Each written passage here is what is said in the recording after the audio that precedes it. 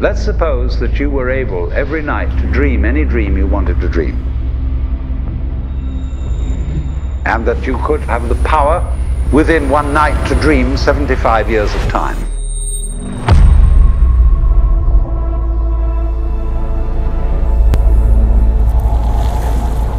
And you would naturally, as you began on this adventure of dreams, fulfill all your wishes.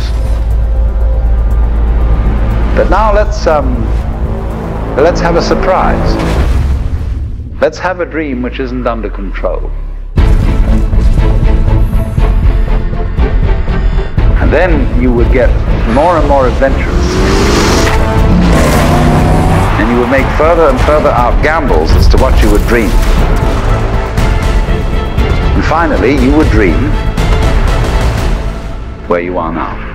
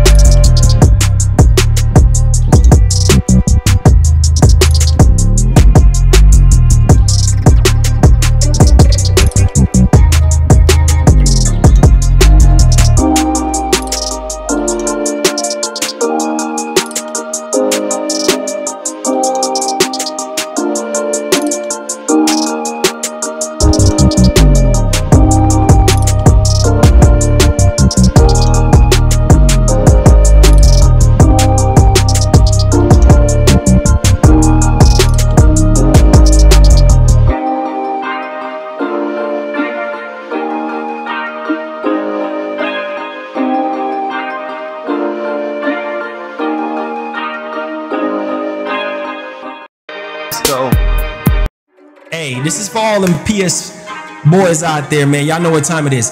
If you a Sony pony, you need to get hype. If you a Xbox boy, you need to get hype. If you a Nintendo boy, you need to get hype. Get hype, get hype, get hype. If you a Sony pony, giddy up, giddy up. If you a Sony pony, you need to get hype, get hype, get hype, get hype, get hype, man. It's about to go down. I said the haters gonna hate, they hating on the T-flops. They can't stop us because we got the exclusives, the games, the storytelling, minds blowing. Understand them Xbox boys, they trying to destroy us. Nintendo boys, we still stand tall. Boys in red, you know how we do it. Let's get it on, let's get it popping. And this is why we gotta get hype, man. Let's get it on, man. Ayy, ayy, ayy, ayy. You need to get hype. Ayy, ayy, ayy. You need to get hype.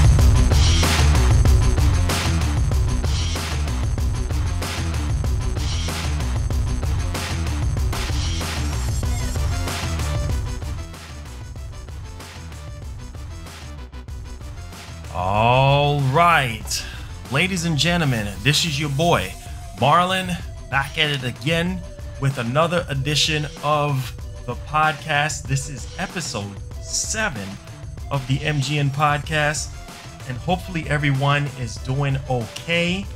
Me, I'm doing great, and we do have some major topics that we're gonna have to go over today, so appreciate all of you guys for coming in on a Saturday and for making this podcast a very, very special place that you can come chill with your boy and have a great time.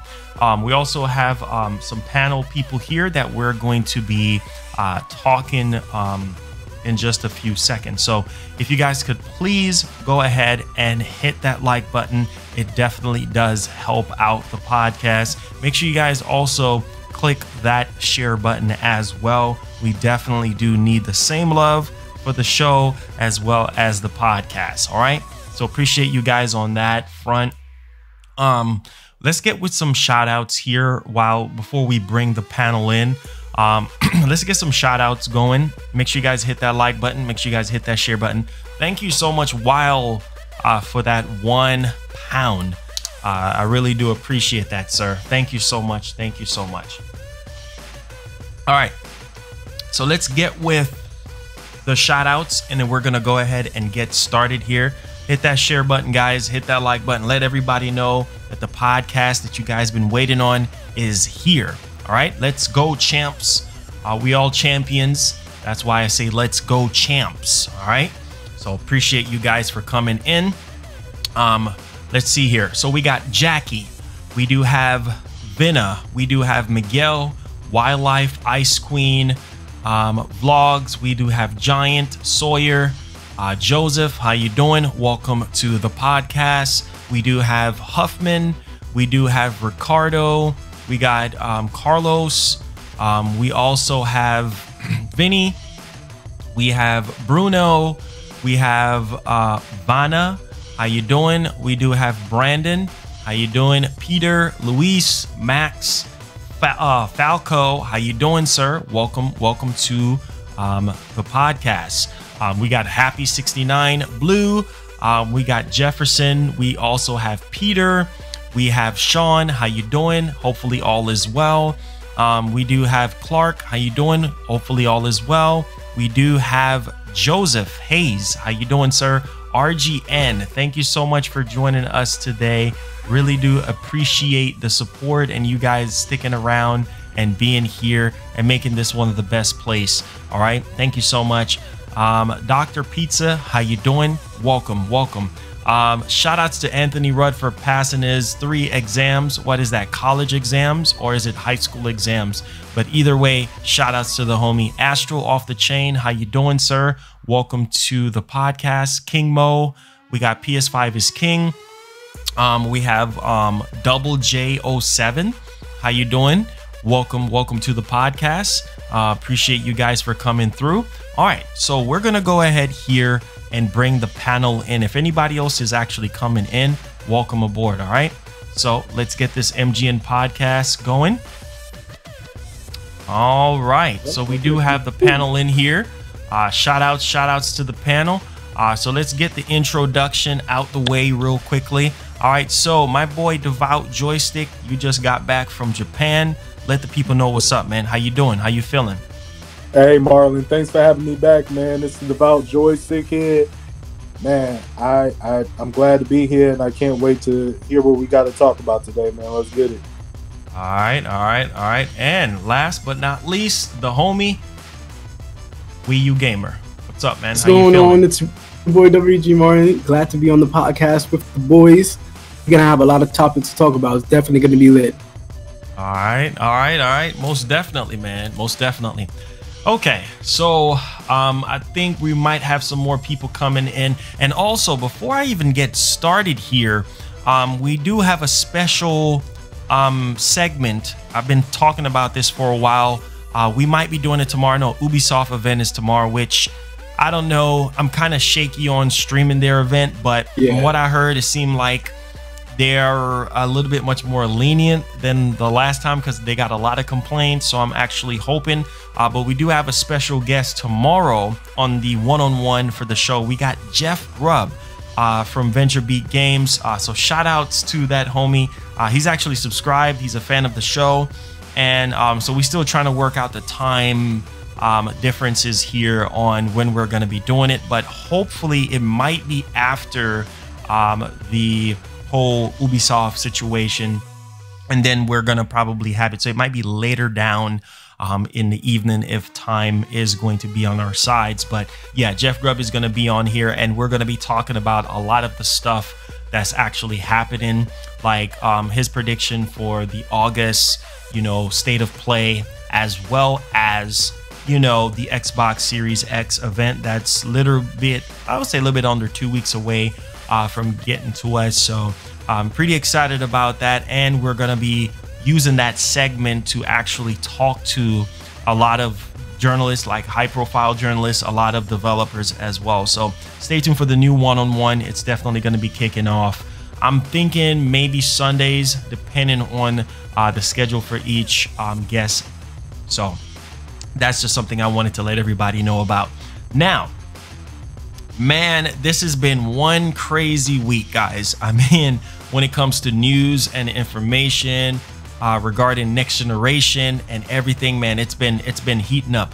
All right, guys, so I think we are about 32, 33 away. All right, guys, make sure you guys hit that like button, man. I really do appreciate that. You guys are awesome. Okay, so Phil Spencer. This is kind of crazy because I talked about it on yesterday's show, and he was actually talking about Sony and how Sony with their exclusives is literally undercutting gaming. It's kind of crazy because he actually said some things that kind of got me upset, and I was like, bro, like, what is you talking about? Thank you so much, G2G, for activating Goku. Really do appreciate that, man. Thank you so much. Thank you so much. Appreciate that. God bless. Yeah, so he was actually talking about the exclusives from Sony and basically saying that they're underwhelming, and how, like, what they're doing is they're not locking people under key and chain. Like, they're not forcing you to buy the Xbox. You can play their games everywhere. So basically he's trying to promote Game Pass, right? And saying, hey, you can download Game Pass on PC. You can download it on any of the older SKUs, which is the VCR box from 2013 all the way up until the Series X and the Lockhart edition. So their main thing is that you can play, their games anywhere, while Sony is forcing people to buy the PlayStation 5. And when you read into it more, I'm like, wait. I love Phil Spencer. I met this guy. He's a really cool guy, but like, what is you talking about? And so that, bro, literally, if y'all saw yesterday's show, I was going in because I'm like, bro, this doesn't make any sense. I'm like, are we sniffing? Are we on crack rocks? Is your brain cells? I mean, like, what's going on here? And here's my problem is that a lot of these Xbox centric channels, they talk about specs, they talk about power, and they don't talk about the games. And that's the biggest problem with Microsoft right now, is that they don't have quality first party titles. And for you to say that, it's like, I'm gonna call him wishy-washy censor, because before he was praising Sony and their event, and I know they're competitors. I mean, obviously behind closed doors they're buddy, but in the limelight they're like, they hate each other basically. Like, they're like, you know what, our box is gonna be better because we got the more powerful console, which is fine. But my whole thing is this, like, what are you going to do different this time around? And the vibe that I got from that whole article with gaming.biz, he just, like, all over the place. And he said that their main strategy is not on the box. Their main strategy is not on the games. Their main strategy is to allow people to play anywhere, anytime, and have fun. While Sony is pretty much doing the total opposite, apparently. right? So I just want to know, and I'm gonna go in a little bit much more detail, but just off of what I just said, how do you? I guess whoever wants to go first. How do you guys feel about that? Whoever wants to go first. Man, oh no, somebody's on that crap. I'll say that for a fact. Somebody has to be on that drugs, because that makes absolutely no sense. He's talking about Xbox main priority is not about the games, it's about playing anywhere on any console. Then again, what are you even gonna play then? What are we even gonna play if it's all about we're gonna play everywhere? We're gonna play old games that I already played already in the past? That's what we're gonna keep playing? It doesn't make any sense. I'm looking for new games when it comes to the Series X. That's what I'm looking for. That's what I'm looking forward to buy the Series X for. I'm looking you, Bruno, for the $10. They have to show off, and if they don't show off any new games, then what's the point of me getting this console? I don't want to play old Halo 1 on Series X for the 50th time.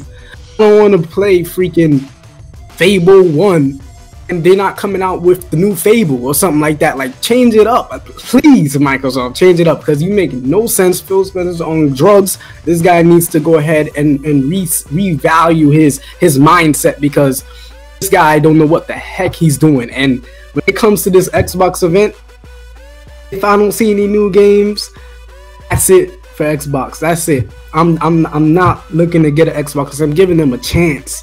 And then from what you're saying here, this guy doesn't understand how to even approach this gen. That's all I'm saying. The Valve joystick? What you got? Yeah, I got with how they're looking at this next console generation. I really feel like they are. Well, first say that it's a lot to unpack with how they're trying to go about doing things, but I kind of anticipated they would take this route based upon the amount of money and revenue that they're getting, you know, basically donated by the bigger daddy Microsoft. Like, you know, they're able to make these type of risks that Sony really can't afford as much as Microsoft. Microsoft gets like all the revenue from PC and all of their other, you know, avenues of income that they make. So when you look at it from that standpoint, they're really not going to even hurt by doing this, because they're just going to take more from, you know, the main company of Microsoft. Xbox won't really hurt with this, but I kind of felt that they were going to do something like this by making the Game Pass available on every platform, because they're kind of conceding to the console war, but they're still saying we've got, you know, the best power and all of these other avenues, but they really don't have anything at this point to really counteract Sony's exclusive market, and I think they kind of know that right now. So what they're trying to do is just go ahead and make their stuff available on many platforms as they can, so people can enjoy what they already do have.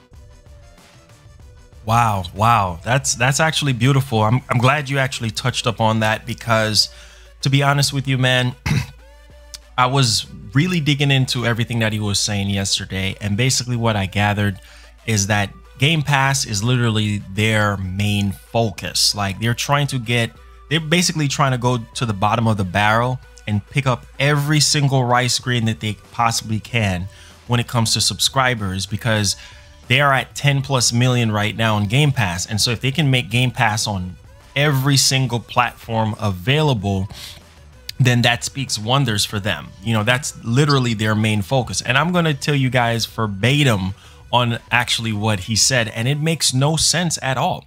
So I quote, Xbox Phil Spencer says PS5 style next gen exclusive counter to what gaming is about, which doesn't make any sense to me. Then this is what he have to say. Frankly, Held Back is a meme that gets created by people who are too caught up in device competition. First of all, what are you talking about? Because here's the thing. This is how I know that you don't pay attention to the media, like YouTubers. I mean, just on a general scale. Held Back is a meme? No, it's not. Last time I recall, I never heard somebody saying that held back is a meme. Held back by what? And I'm going to dig in a little bit much more deeper so you guys understand what this man is talking about, held back. Now, he said the diversity of hardware choice in PC has not held back the highest fidelity PC games on the market. Okay, we understand that. It's PC, because PC, it's infinite, right? Every year they come out with a new PC with a better processor, better graphics card, higher memory bandwidth. I mean, PC cannot be stopped when it comes to a power level, right? So yeah, if you're developing on PC or a very high-end PC, that's not going to affect anything. Now, here's the thing. Then he said the highest fidelity PC games rival anything that anybody has ever seen in video games. So this idea that developers don't know how to build games or game engines or ecosystems that work across a set of hardware, there is a proof point in PC that shows that's not the case. So you're talking about PC, but we're talking about console and how you're bottlenecking your developers. And Devout, I know this is like gospel to your ears because you're about to be a full-fledged developer. So how in the name of Jesus, so how in the name of Jesus you're telling us that when it comes to PC, which we already know that's at the highest fidelity on the market, and how PC games are being developed for, you're bottlenecking your developers from a console standpoint because they have to develop for the lowest common denominator, which is that VCR box from 2013. So clearly, you're clearly lost because that's held back. You're holding back developers to their fullest potential because the highest common denominator is the Series X. Now they have to trickle down everything to run on that older system. And so I'm gonna make all of this make sense to you guys on what's going on here. Then obviously the interview asked, him some more questions, right? And they asked him about Sony's next-gen exclusive focus approach is completely counter. So basically, just to kind of put context on this, remember when Jim Ryan came out and he said that, I think last year, that he wanted to try to graduate everybody from PS4 to PS5. This man is smart because he understands what's going on in the industry. And as technology increases, so is the hardware. The hardware have to match the technology in order for things to run smooth. So what is it that you're talking about? That doesn't make sense. So because Jim Ryan said, hey, look, anything that's developed for PlayStation 5 is just going to be for PlayStation 5 and not the PlayStation 4. We saw a true testimony to this when it comes to Resident Evil 8 Village, right? So Resident Evil 8 Village is bottlenecking on current gen hardware. That's why Capcom canceled it and said that they were having issues with the game loading, and what they're trying to do with ray tracing is just not possible on this hardware. So that's why they cancel it. So for Sony to say, look, all their next-gen titles are going to be playable on PS5, that's because it's only possible because of the RAM, the SSD, the processor, and the graphics, that the PS5 is able to give us, as well as the architecture. Now, this is what he have to say about Sony making their games, newly developed games like Spider-Man, Miles Morales, Horizon Forbidden West, just exclusive. This is what he have to say, which makes no sense to me. He says, as a player, you are the center of our strategy. Our device is not, okay. This dude is wishy-washy. Listen to this. I'm gonna read it again. As a player, you are the center of our strategy. Our device is not the center of our strategy. Our game is not the center of the strategy. We want to okay, let me break this next part down so you understand, guys. So he said, we want to enable you to play the games you want to play with the friends you want to play with on any device. Gaming is about entertainment and community and diversion and learning new stories and new perspectives. Now, this is where I said they were clearly lost. They said that they want to offer new stories and new perspectives. No, you're not offering that. You're giving us the same recycled stuff over and over again, right? Gears, Halo, Forza. The same old song since forever, right? So clearly you're not giving us new perspectives and new stories. Sony is doing that. Now, here's the other kicker. He says, and I find it completely counter. You're talking about Sony. I find it completely counter to what gaming is about to say that part of that is to lock people away from being able to experience those games. How in the name of Jesus Sony is locking people away from experiencing those type of games? Are you kidding me? You see what I'm saying? It doesn't make any sense. What are you talking about? Sony is giving us new experiences. They're giving us new immersions. They're giving us new stories. They're giving us a better community. The PlayStation 4 was the prime candidate, right?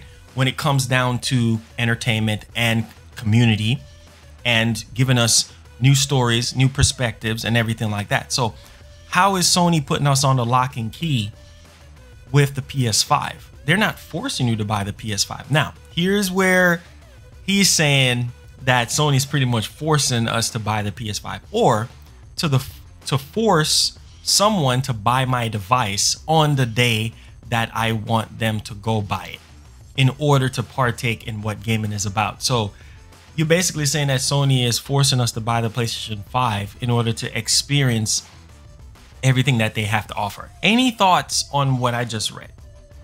Jesus Christ.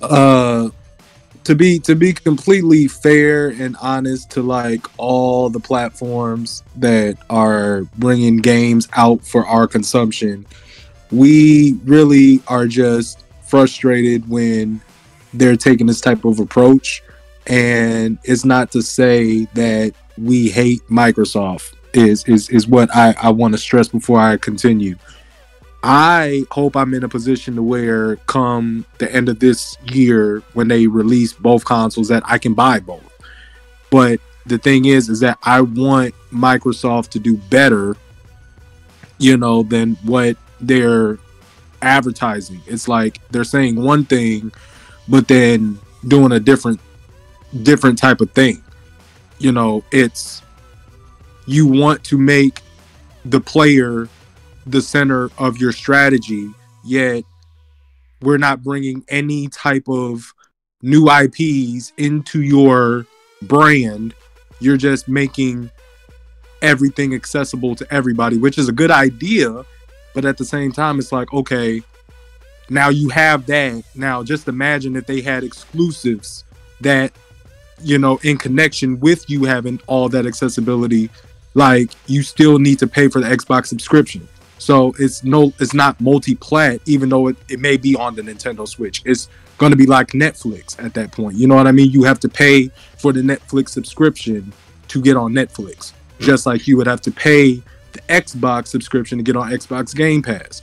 So once I pay for that subscription, I can play a new Banjo-Kazooie game. I can play a new Perfect Dark reboot. I can play a new Crysis, a new Fable, but they have all of these, washed away IPs that they haven't even began to think about any type of revisiting. And that's just frustrating in me alone, because it's like you have a mountain of IPs and you haven't even touched them. I'm like, I want to sit in on one of those rooms and just name drop 3 IPs.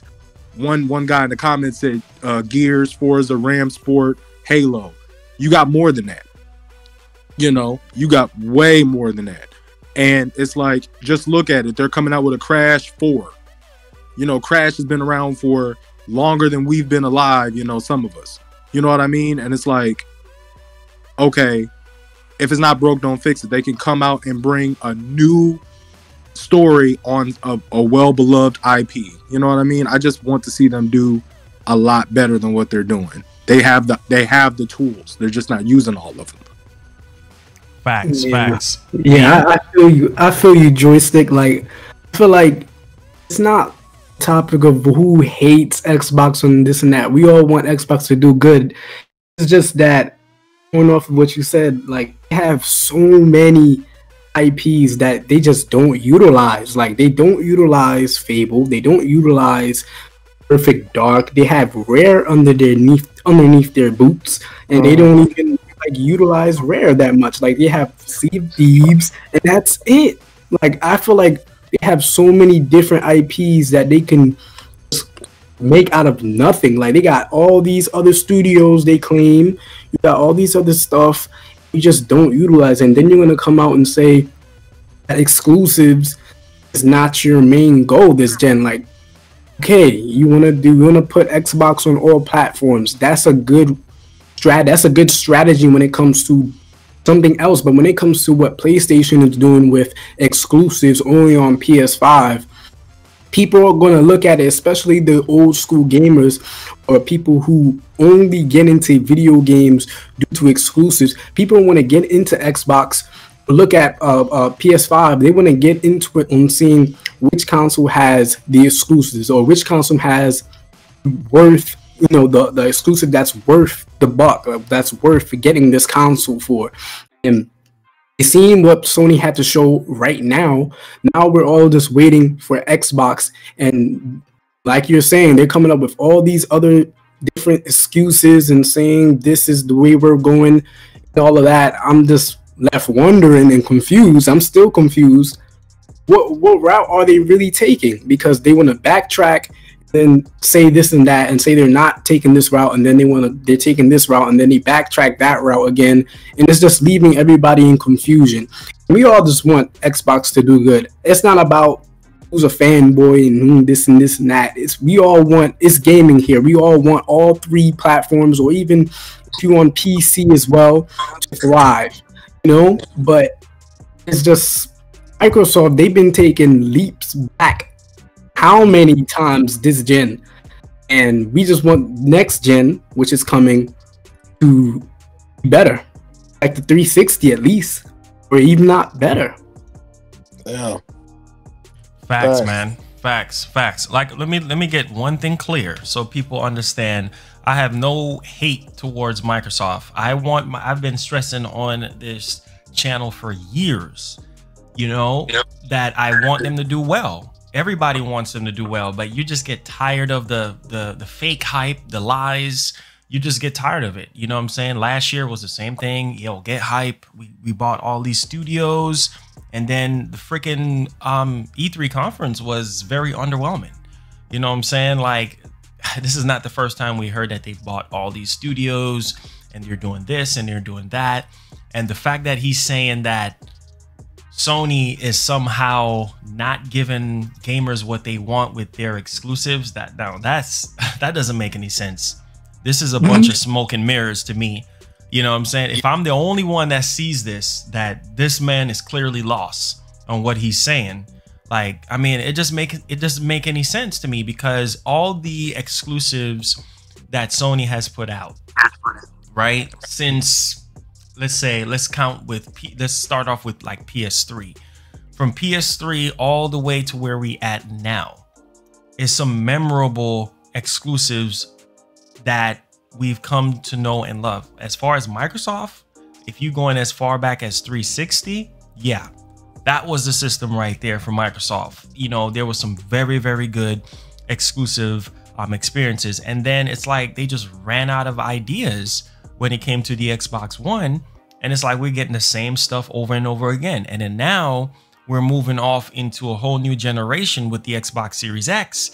And it's like, okay, there's literally no hype for this system. Well, why is that? Because there's nothing to get hype about. What is there to get hype about other than Halo Infinite? We don't necessarily know exactly what else they're going to be showing, but it really stresses me out when people sit there and say, oh, you don't like Xbox. No, the proof is in the pudding. When you actually look at what they're doing, it's, as a consumer, it really stresses you out, because it's like, okay, well, why am I going to keep buying into a promise that is never going to get fulfilled? and you look at what the competition is doing, you look at what Sony and Nintendo is doing. Nintendo, yes, Nintendo have a lot of work to do when it comes to their online infrastructure, and it don't seem like it's going to get any major overhaul, because look, it's what, the 4th year now, and we already hearing talks about another console from Shuntaro Furukawa. So it's like they're already gearing up to go into that realm, and you still have not. Thank you so much, Gabriel Mia, for subscribing. Make sure you hit that bell on all. Welcome aboard to the nation. You still have not fixed the online. Same thing, when Nintendo does something wrong, I call out Nintendo. I said, Nintendo, you need to do better. You see what I'm saying? Like, it doesn't mean I hate Nintendo. I don't want people get it twisted. Like, I don't hate Nintendo. I just want Nintendo to do better. Same thing with Microsoft, you know? So it's like, for Phil to come out here and say stuff like that, that sounds like Sony is being anti-consumer by making their exclusives just to their box. Well, if you want to be real, let's talk about Game Pass and how you're basically trying to force people, if you want to say force, because Sony's not forcing anything, but I'm just saying, let's get into the realm of forcing. You want people to jump onto Game Pass because your main focus is not console sales, right? And Phil talked about that before, where he's like, hey man, you know what? Our main focus is not really about hardware sales. Our main focus is being able to get games for people to play anywhere they want, not just on the box itself, but on the PC, on their tablets or their phones. Microsoft is trying to expand. That's why he said that, you know, Apple and Amazon and Google is his like main focus, right? That's his main focus. It's really not so much competing with Sony and Nintendo. So why the heck do you have a console? Why? You know what I'm saying? And if you're not making that your main focus, because the One X was supposed to be the last one. Now, it's funny because he actually talked about the Xbox Series X event.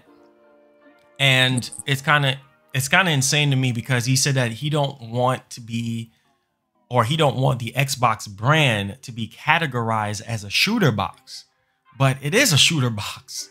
You know, the way how the controller was set up. I mean, most if not all people prefer the Xbox as a shooter console, right? Because of how the triggers are set up on the controller. A lot of people say, I don't like the PlayStation controller for shooters. I like the Xbox controller. But when you look at the catalog of games that we've been getting for the same generation over and over again, Halo, Gears, Forza, he talked about it. He said that he don't want the Xbox brand to be categorized as a shooter box. Is it Gears, Halo, Forza? Is it Gears, Halo, Forza? And he said that that's a meme, which that's correct. It is a meme because it's just what we're given, and that's what we've been talking about. And he's saying later this year, he's going to be giving us high quality games. Now, okay, high quality games in terms, because that's a broad statement. So high quality games in terms of what? High quality games in terms of resolution, frame rate, storytelling. I mean, that's a big gray area there. Replayability. Replayability. I mean, what are we talking about here? But he is hyping up that July 23rd show. And he is saying that based on what Sony showed is a joke compared to what he's going to be showing. We'll see.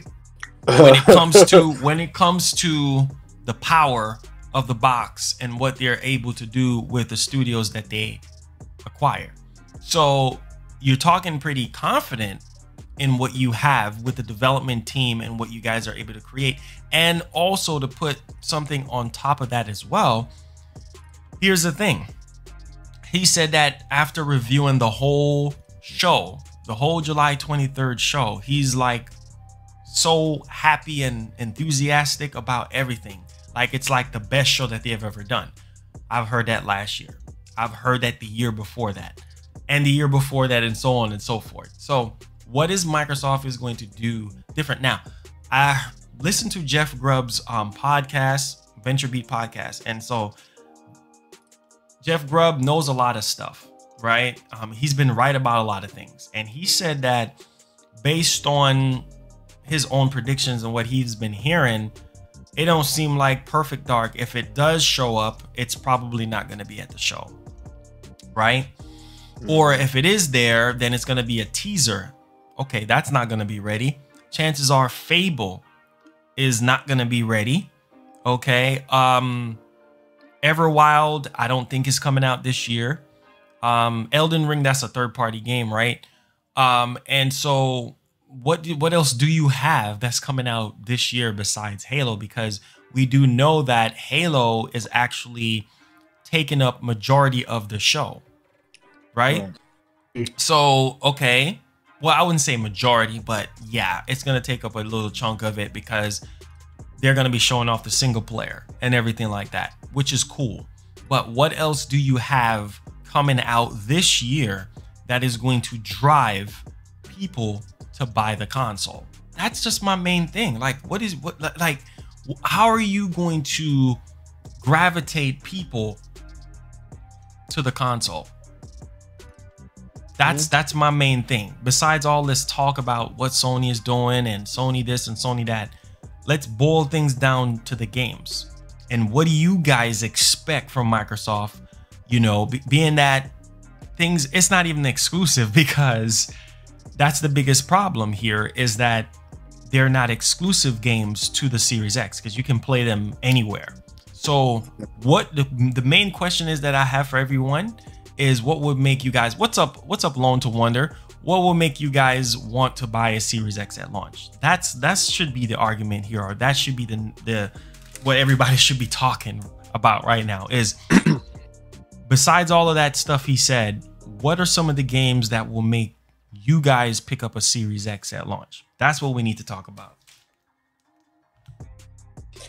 Honestly, I feel like there doesn't need to be an overwhelming library of games for either console. And since we're talking about the Xbox Series X, like I don't necessarily need to see 6 chart-topping upcoming games coming out at launch, as long as I can see a future.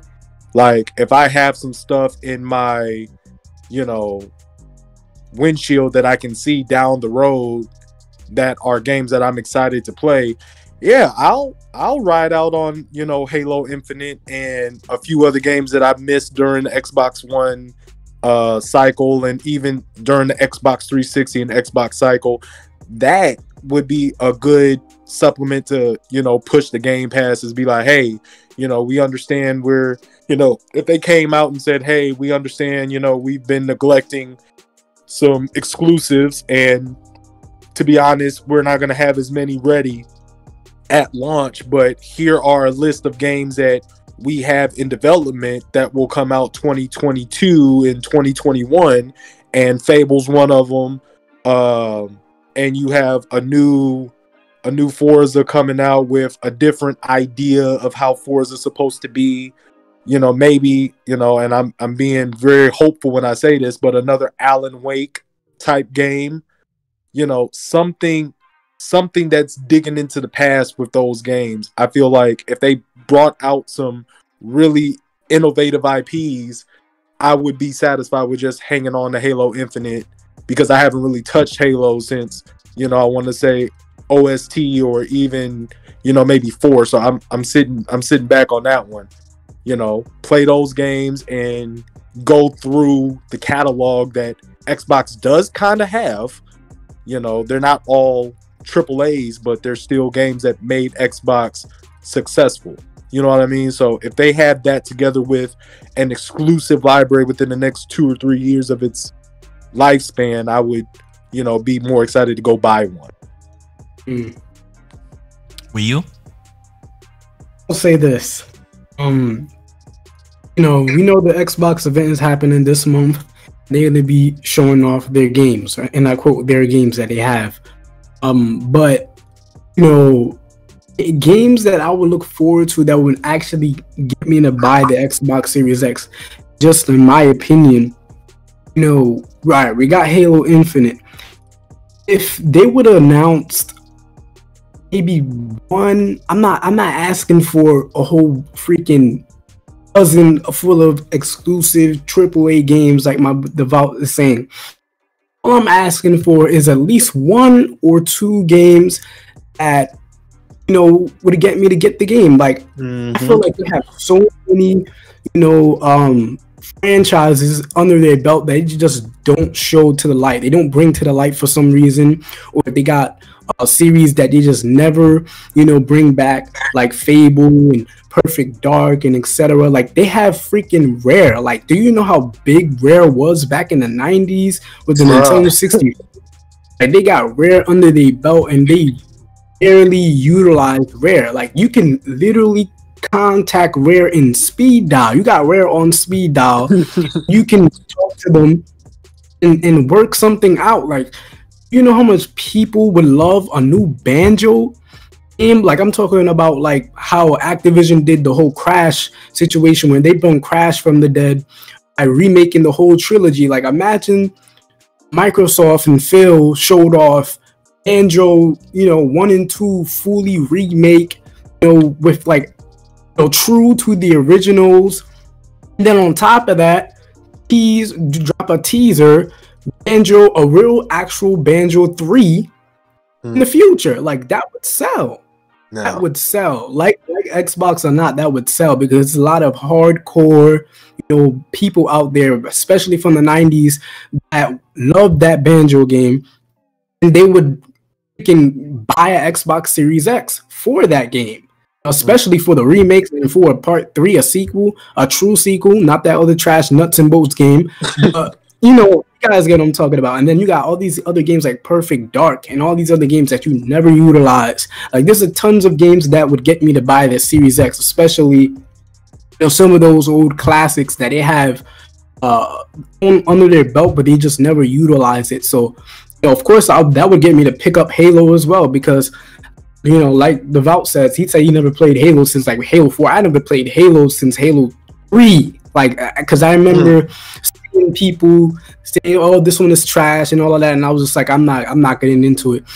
But, you know, that was my last one. That was my last ride, Halo 3. So I don't know. They gotta show something else good. I don't want to see Forza. I don't want to see Gears. You know, of course they're gonna keep putting that out, but I would like to see something more appetizing than, you know, those games. If they can do that this July, you know, this month, if they can do that on the 23rd, they can show something pleasing, something that actually looks good, you know, may up my chances to get a Series X. Right. It's nice. Facts, man. Facts. I do agree. And I'm looking forward to the show, but my hype level is not extreme, you know, but I'm looking forward to the show, and I want to see, like, you know, Devout said, you know, I just want to see through the windshield, you know, as far as possible on what's the future of Xbox. I don't want to just see games that are like launch games, because launch games, let's be frank, it's normally not that great amount of games anyway, and normally they don't really necessarily blow you away. It's rare that launch games really like blow you away. You know what I'm saying, from that standpoint. But I would like to see games that are like coming out next year, or maybe late next year or so. I don't think we're going to see anything past next year. Right. It's a possibility, but I'm just saying, like, we need to see not just stuff this year, but beyond this year completely. And I think that there's a lot of pressure on Microsoft right now, because they know it's all or nothing right now. And I hope that Phil, because in my eyes, I think Phil needs some help, because it's just some of the things that he says, bro. Like, it's just like, this man puts his foot in his mouth. Yeah, it's just like, bro, like, what are you saying? Like, and don't get it twisted. I'm one of the fortunate few people that actually met this guy in person and spoke with him. And it was him, Major Nelson, and a few other Aaron Greenberg met him. These are all really cool people, you know what I'm saying? And it's just like, from the whole competitive scene, it's like, bro, what are you talking about? Like, You know what I'm saying? It's like, it doesn't make any sense. But, you know, I just had to kind of shed some light on that. And what Sony, you know, let's kind of jump on what Sony is doing here, because here's the thing, man. Sony right now, they already said that they have first party and third party titles that are left to be shown. And make no mistake, after Microsoft shows everything that they have to show on the 23rd, Sony come in with the big guns. Look, yeah, and it's honestly, it's go ahead. No, you go ahead. No. You. Like honestly, like Sony is doing a lot better than what they did during the PlayStation 4 day, because honestly, you know, we can trash Sony's PlayStation 4 for their infancy when they started with their console. They didn't have nothing to play. All they had was Warframe and Resogun, and you had to sit there and play those two, and then Killzone Sleepfall, you had to play that. I can vouch for that though. Yeah, like I mean that was really it for a solid year almost, until we started getting the real hot stuff. And it's like, I can honestly say that was the first PlayStation console that collected dust on my TV stand for a little bit, because I got tired of playing Need for Speed and Resogun, you know. Yeah, I do agree. Like I said, every console launch is normally not that impressive.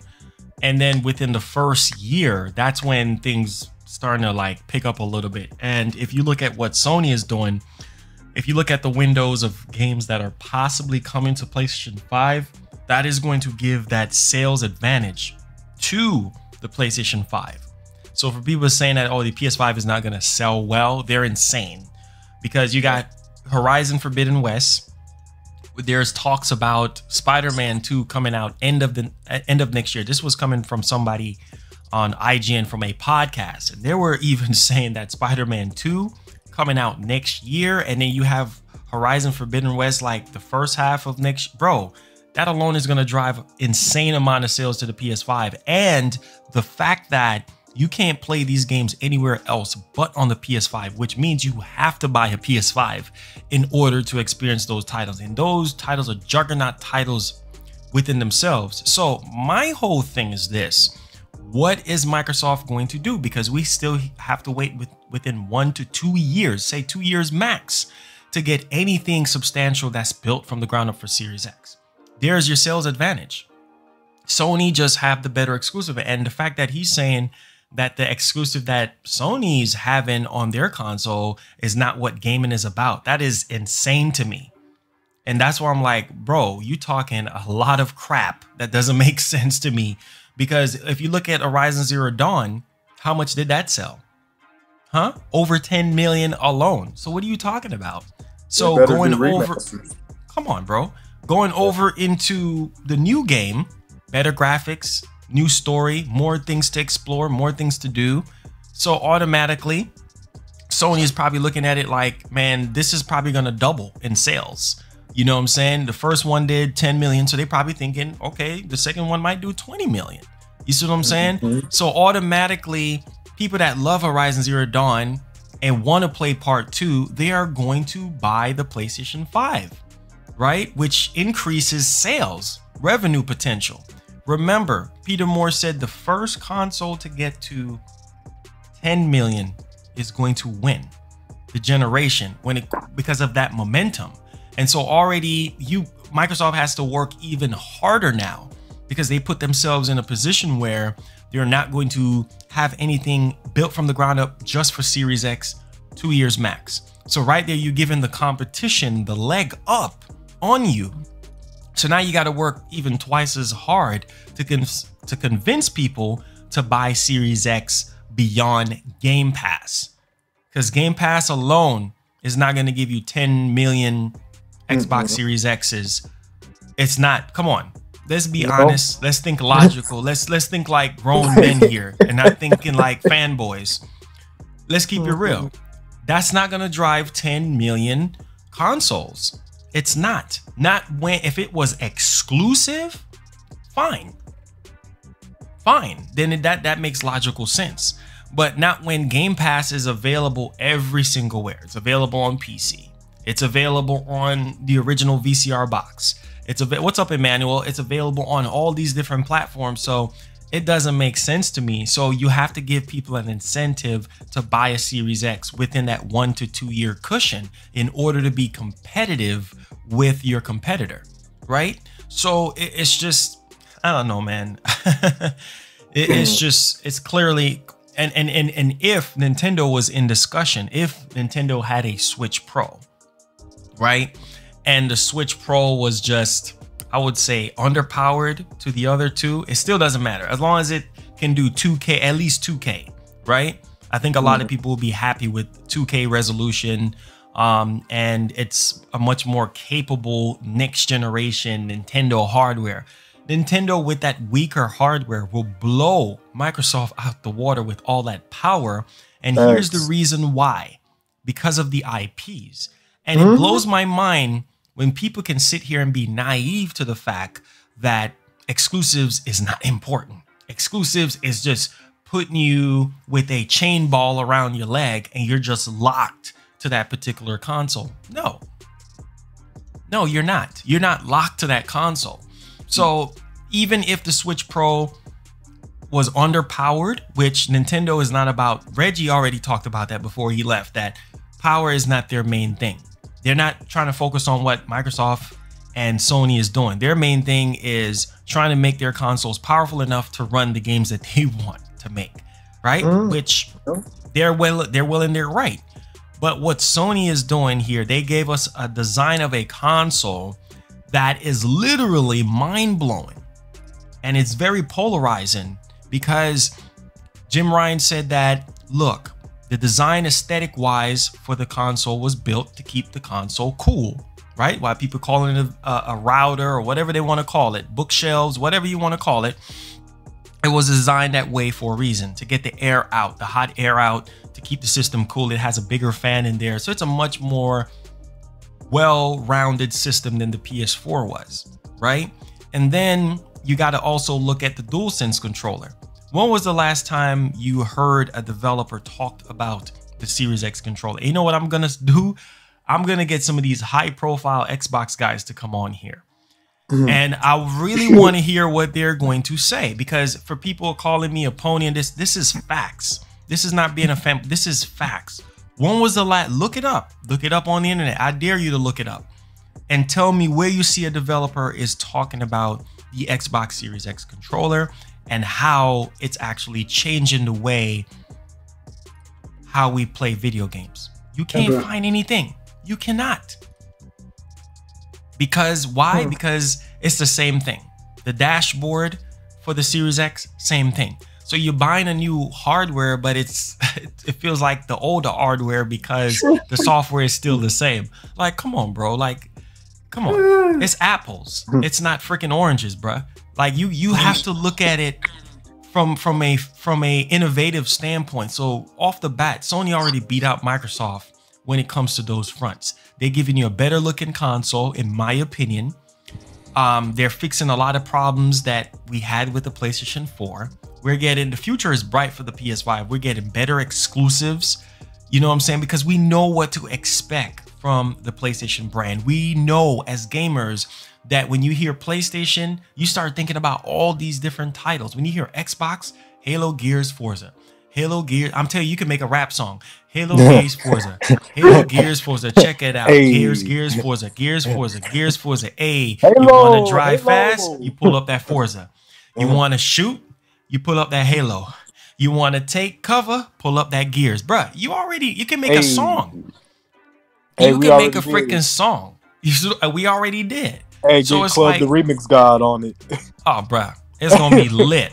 You know what I'm saying? So so off the rep, you know what I'm saying? You looking at it from that standpoint, and you see those 3 IPs being rinsing and repeating over and over again. And it's like, okay, what are we doing here? Are we doing something different with these Series X? Or are we doing the same thing that we've been doing for the past 10 plus years? You know what I'm saying? So in my whole thing on this topic is, we will see who comes out on top with the better exclusives. We will see day one, when the pre-order numbers come in, we will see who's gonna outdo who. because that's what it comes down to, is what the gamers want and the games that they want to play and the value that these corporations are going to be offering us. See what I'm saying? So one can sit here and say, oh, I'm an Xbox fanboy. That's cool. That's your favorite piece of plastic. That's fine. But what is the value in being a fanboy? You get what I'm saying? Like, you know, what wakes you up in the morning and turn on your Xbox and get you really pumped? Ask yourselves that. You know what I'm saying? Versus with the PlayStation 5, you turn that thing on, it's like a brand new experience. You got a brand new UI built from scratch. You got a brand new design built from scratch. You got a controller that's so revolutionary and evolutionary to the point where before the DualSense, there was no other controller that's giving you those type of feedback, giving you those type of audio technology that's actually built into it. You see what I'm saying? And you're not, if you look at the DualShock 4, you can see the footprint of the DualShock 4 into the DualSense, right? But it looks so much better in my opinion. Like they make the grips larger. It looks a little bit much more bulkier, but man, it's going to change the way how we feel, hear, and see. That's what Sony is doing. They're changing the way how we hear, how we feel, and how we see video games. That to me, my friends, is innovation and a revolutionary thing on a whole different level. I'm just saying. I'm just saying. I know I'm speaking facts. Come on, y'all. Somebody help. You know what I'm talking about. Hey, I think one thing they could do that PlayStation 4 was doing when there really wasn't any new like exclusives coming out right away is do those remaster and remakes. You know, they can get away with doing some of that. I mean, a lot of people would appreciate, you know, them, you know, acknowledging that they need more for their platform that makes you want to like secure an Xbox. You know, go back into your catalog and, you know, some of the games that's harder to play or that's kind of uncomfortable to our trained eye now to like better quality, remaster and remake some of those games and, you know, hold us over. So, you know, if we don't get a Perfect Dark reboot, do what Square Enix did and put out a remake of a remaster of Final Fantasy VII for the PlayStation 1 until you're done with the actual ground up version and like do like a 3x speed on it so you can get through certain parts and, you know, beat it faster if you haven't played it before. You know, they got to do something. You know, and you know, just throw darts at the dartboard till something sticks. And you know, I mean, facts, bro. And then and here's what's gonna bleed us over into the next topic that we have is that this is somebody that used to work for Microsoft, Albert Palinello, if I'm saying his last name correctly. He said that the likelihood of us having mid-gen refreshes are not gonna happen. It's going to be slim to none because a lot of people want a PS5 Pro. A lot of people want a Series X Pro or whatever it's going to be called. And these systems are more than capable enough. And he brought up a valid point, which I'm going to get you guys' thoughts on this. He actually said that there was a reason for mid-gen refreshes this generation. And because of the transition between 1080p to 4K. See, back then, you know, when 2013, 1080p was still, you know what I'm saying, the main thing, even though 4K was creeping up on us. And right now in 2020, 4K TVs is not in a lot of homes right now because a lot of people cannot afford a 4K TV, which is very understandable. And so they had a reason to convince people to buy PS4 Pro and to buy a not series, but 1X, right? Because 4K at the time when those systems were coming out makes sense for a lot of people to upgrade from that 1080p experience. And so he's saying that now 4K is literally the standard now.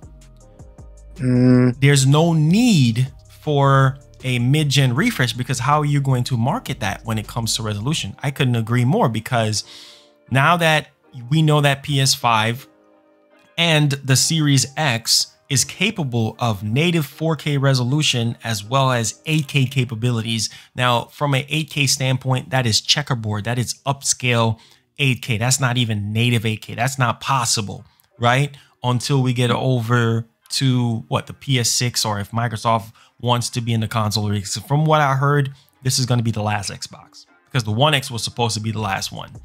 So that makes sense, because yeah, 4K TVs right now, a lot of people have 4K TVs, and a lot of people are going to buy more 4K TVs because of this next gen hardware that we know and love and understand what these systems are capable of. So a lot of people are going out there to see if they can get a 4K 120 hertz with a HDMI 2.0, right?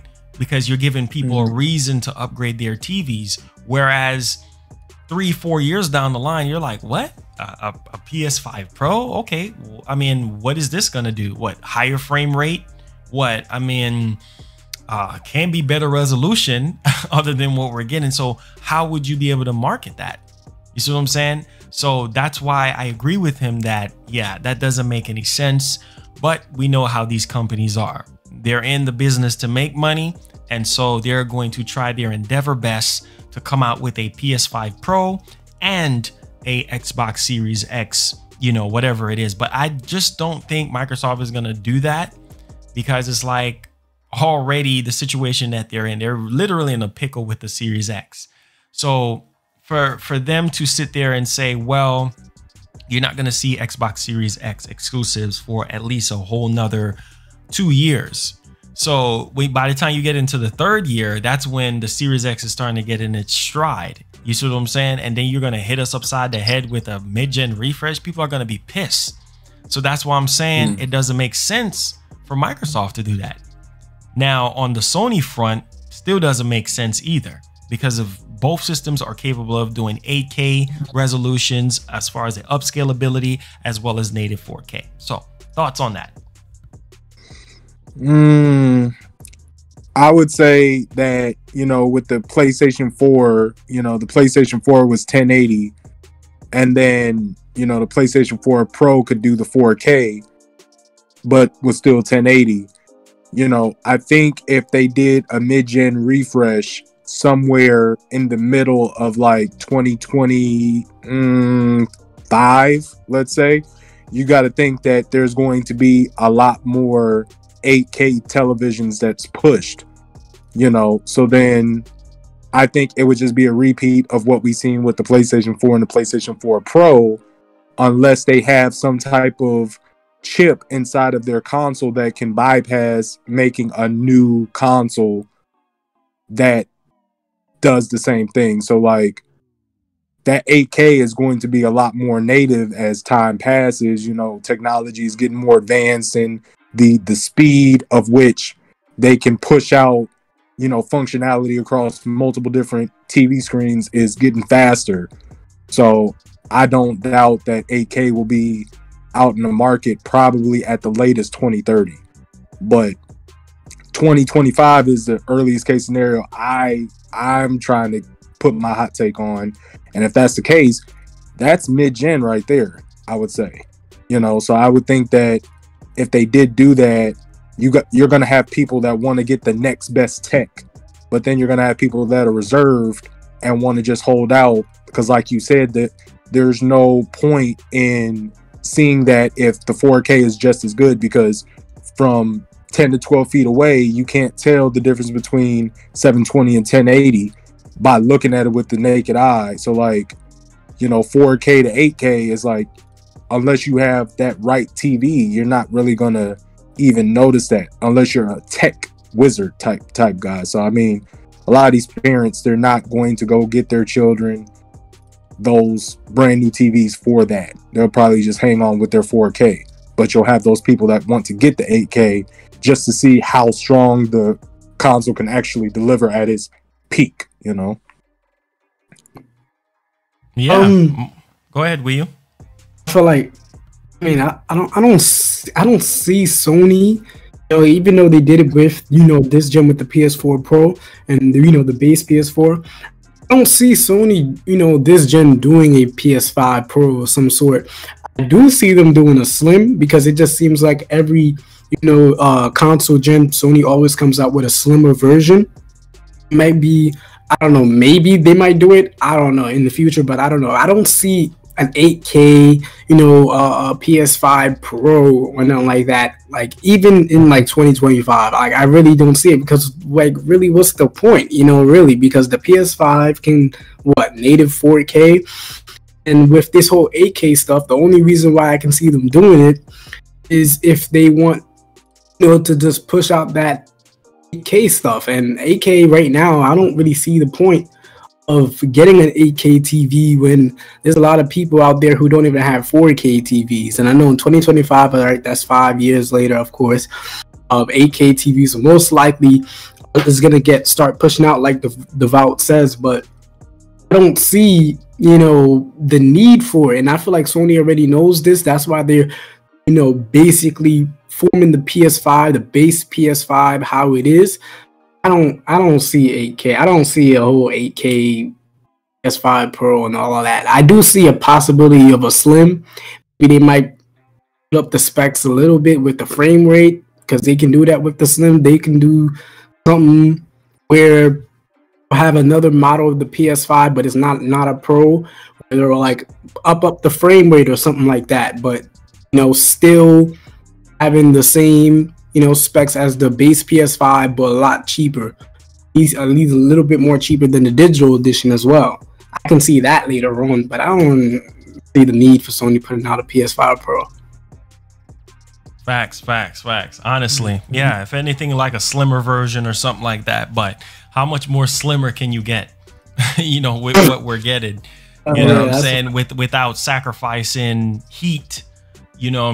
Problems, overheating problems and stuff like that. So you don't want to get too skinny, because you get too skinny, then you're going to have a problem. I'm saying? Then you're going to have to find a way to push out all that heat. Now the fan and all of that has to work even harder to get all that heat out of there, because these systems are powerhouses, So, I mean, we'll see, we'll see. But I definitely do agree, because you have to find a way to market that to people. You know what I'm saying? So, now let's move on to the next topic here, guys. Hopefully you guys are enjoying the podcast. Really do appreciate you guys for tuning in with us and everything like that.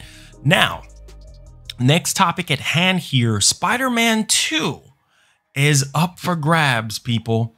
Up for grabs. And once again is in the news.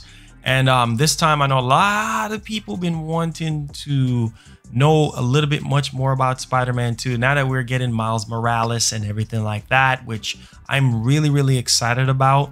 But Spider-Man 2 seems like it's going to be bigger and better than before. And it seems like one of the Avengers, or somebody is going to be added here, and they're saying it's Doctor Strange. That might be added, and that's going to be insane. Thoughts? That'll be freaking dope. I just know that right now, because if they're going to go the route that I think they're going to go and make like a video game version of like a cinematic universe, I'm here for all of that. Because, what a way to end a 10-year cinematic legacy in Marvel, and then Insomniac basically gains the green light from Marvel to make their own little retelling and their own interpretation of the cinematic universe. It's only right, they'll bring in every character, and I'm just here for it. That would be awesome. That would be freaking lit. Doctor Strange, oh my gosh, they just better not mess it up.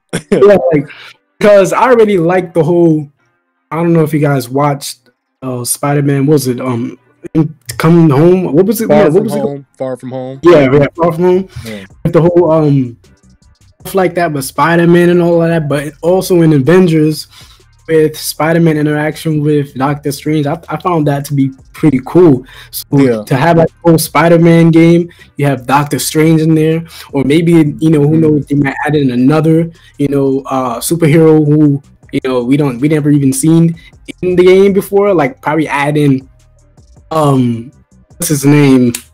I don't know. Just Wolverine or something like that. I doubt that, but still, that would be kind of cool.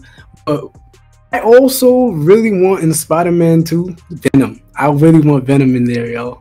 Like that would be dope. You wouldn't Venom. Yeah, you didn't even see Venom since like the N64 days, and you know that, so that'd be kind of dope. Having Venom as a villain, because I know a lot of people wanted it in the Spider-Man PS4. They thought that it was gonna have another expansion with Venom and stuff. So Spider-Man 2, I feel like Insomniac definitely taking the Venom route. That's what I'm saying. They've definitely taken the Venom route. Yeah, most definitely on that, man. But I think this game is going to be bigger, better, and the story is going to be so much more like compelling. And hopefully they can add like some sort of multiplayer to this, like some sort of co-op or something like that. I think it will be just dope. Like if they add Venom, which I'll go insane if they add Venom, and somehow you can do like some co-op missions with Venom and you know, Peter Parker together. That would just be crazy. Or however they would incorporate it. But to have another major member of the Avengers to be in Spider-Man, the whole universe, man, that's crazy. Doctor Strange with teleporting, man, crazy. Yeah. So this is coming from a very credible source here and stuff. So can't wait to see this game. My guess, we might see it at the August showcase. I think they might show us at the August showcase, state of play or whatnot. You know, some Spider-Man 2 stuff. I can't wait. I literally cannot wait to see how that's going to run, because I know Digital Foundry found a way to get Spider-Man PS4 to run at 60 FPS. And my God, it makes a big difference. Like seriously, no cap. So yeah, I'm looking forward to that. Now, let's move on here to the next topic, guys. I think this one right here is very interesting. So apparently there's a PS5 Black Edition that is getting ready to come out. I'm getting it. Potentially this year. I think with some leaked Sony marketing stuff, apparently. But man, yeah, you can't have the black without the white. You know what I'm saying? Because a lot of people was already saying like, you know, they're expecting to have a black console, because it would just be against Sony not to have a black console, because they always have a black console, even at launch. You know what I'm saying? So I do believe this Black Edition, because I know Let's Go Digital, they did their representation of a black, you know, PlayStation 5, and man, it looks incredible. So thoughts on a black PS5? Go ahead with you first. Oh, all right. I was waiting for you, but all right. I feel like that's gonna be dope, man. I've already seen, you know, images on Twitter of a black PS5 and how it would look and all that. I actually do like the black controller from what the design, you know, was pointing at.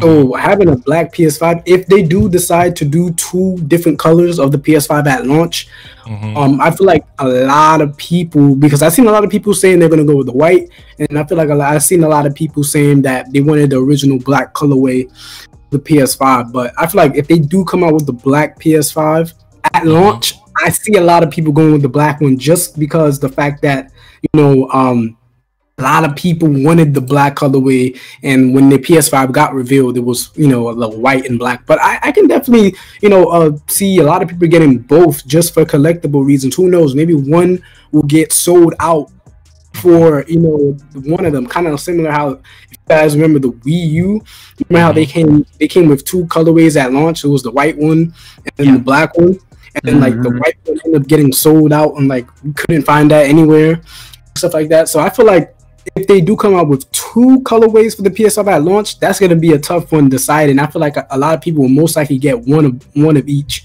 or get both, just because who knows, maybe like people will like sell out the black colorway and stuff like that. Who knows? Wow, beautiful, man. Yeah, most definitely. I'm down for a PS5 Black Edition. Sign me up. Where I need to sign up at? Let's go, man. Now Bakugan, or that's how you say it, for the Bakugan. Switch. Bakugan? Yeah, Oh, Bakugan. Yeah, we were Thoughts on just that? talking about that. Bakugan? Yeah. on that? Bakugan. It's an anime. It was based on like the Pokemon and Yu-Gi-Oh! Duel Masters, Kaijudo phase of stuff. Like it was actually pretty lit. I'm not gonna lie. Okay. Yeah, I'm not into that type of stuff, but I know a lot of people. I know a lot of people was kind of like, Wayforward, like what could they show? And a lot of people was going like, is it F-Zero? Is it this? Start doing a lot of wild stuff. Then Nintendo came out like, oh, hold up, y'all getting ahead of yourselves. It's actually third party, so that's why it was kind of a little bit harder for people to literally find out exactly what it was and whatnot. But yeah, I think the game comes out November 3rd, so people that are looking forward to that, go check that out. Also, Resident Evil Village, Capcom put out a survey for asking fans if they want a demo. Are you kidding me? Are you dumb? Of course we want a demo. Are you dumb, stupid, or dumb? Huh? You know what I'm saying? Of course we want a demo. And then they said that pertaining to a Xbox Series X demo, like they want it to be like digital, if they want the game to be digital on Series X, but digital, like I think they're trying to hint at the Lockhart being, because that's supposedly like the all digital system and what have you. So it's just kind of, what do you guys think about a Resident Evil Village demo? And Series X apparently like digitally only. Do I go? Anybody can go. No matter. Yeah. I'll go first then. I feel like, man, of course, obviously I want a Resident Evil. Want a demo, right? Demo, yeah, obviously. But saying a digital Series X demo, I mean, I have no problem with it. Just when would we even get the demo though? That's my thing. Next year, sometime. Oh. Man. Oh no, man. Let's go. Hey, they gonna do a demo. Hey, I'm all for it. I'm all for it, man. Because that trailer, what they showed with Chris and all that, that got me shook. I'm like, wait, Chris, what the heck happened? Chris got old. Yeah, there were so many questions I had with that trailer. There was so many freaking questions. Exactly. Boy. But I tell you, most definitely, I'm down for a demo for that game. Most definitely. Now, let's jump on to the PS5 SSD situation. Now, there's two companies that could potentially be selling third-party SSDs for the PlayStation 5, and the first one is Western Digital. The second one is Seagate. Now, me personally, I love Western Digital, but gotta rock with that Seagate, man. And let me tell y'all right now, prepare to cut grass, clean toilets, and mop floors, because y'all gonna need some sort of side hustle, because these SSDs prepare for your pockets to get eviscerated.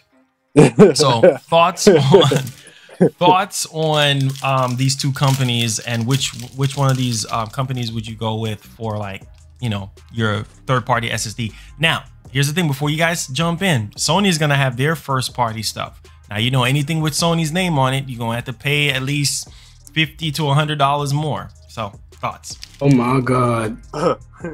Oh man, wait, what was the two SSDs again? Seagate, Western Digital. Yeah. Those are the two companies. Yeah. Oh my gosh. Oh man, all I gotta say is,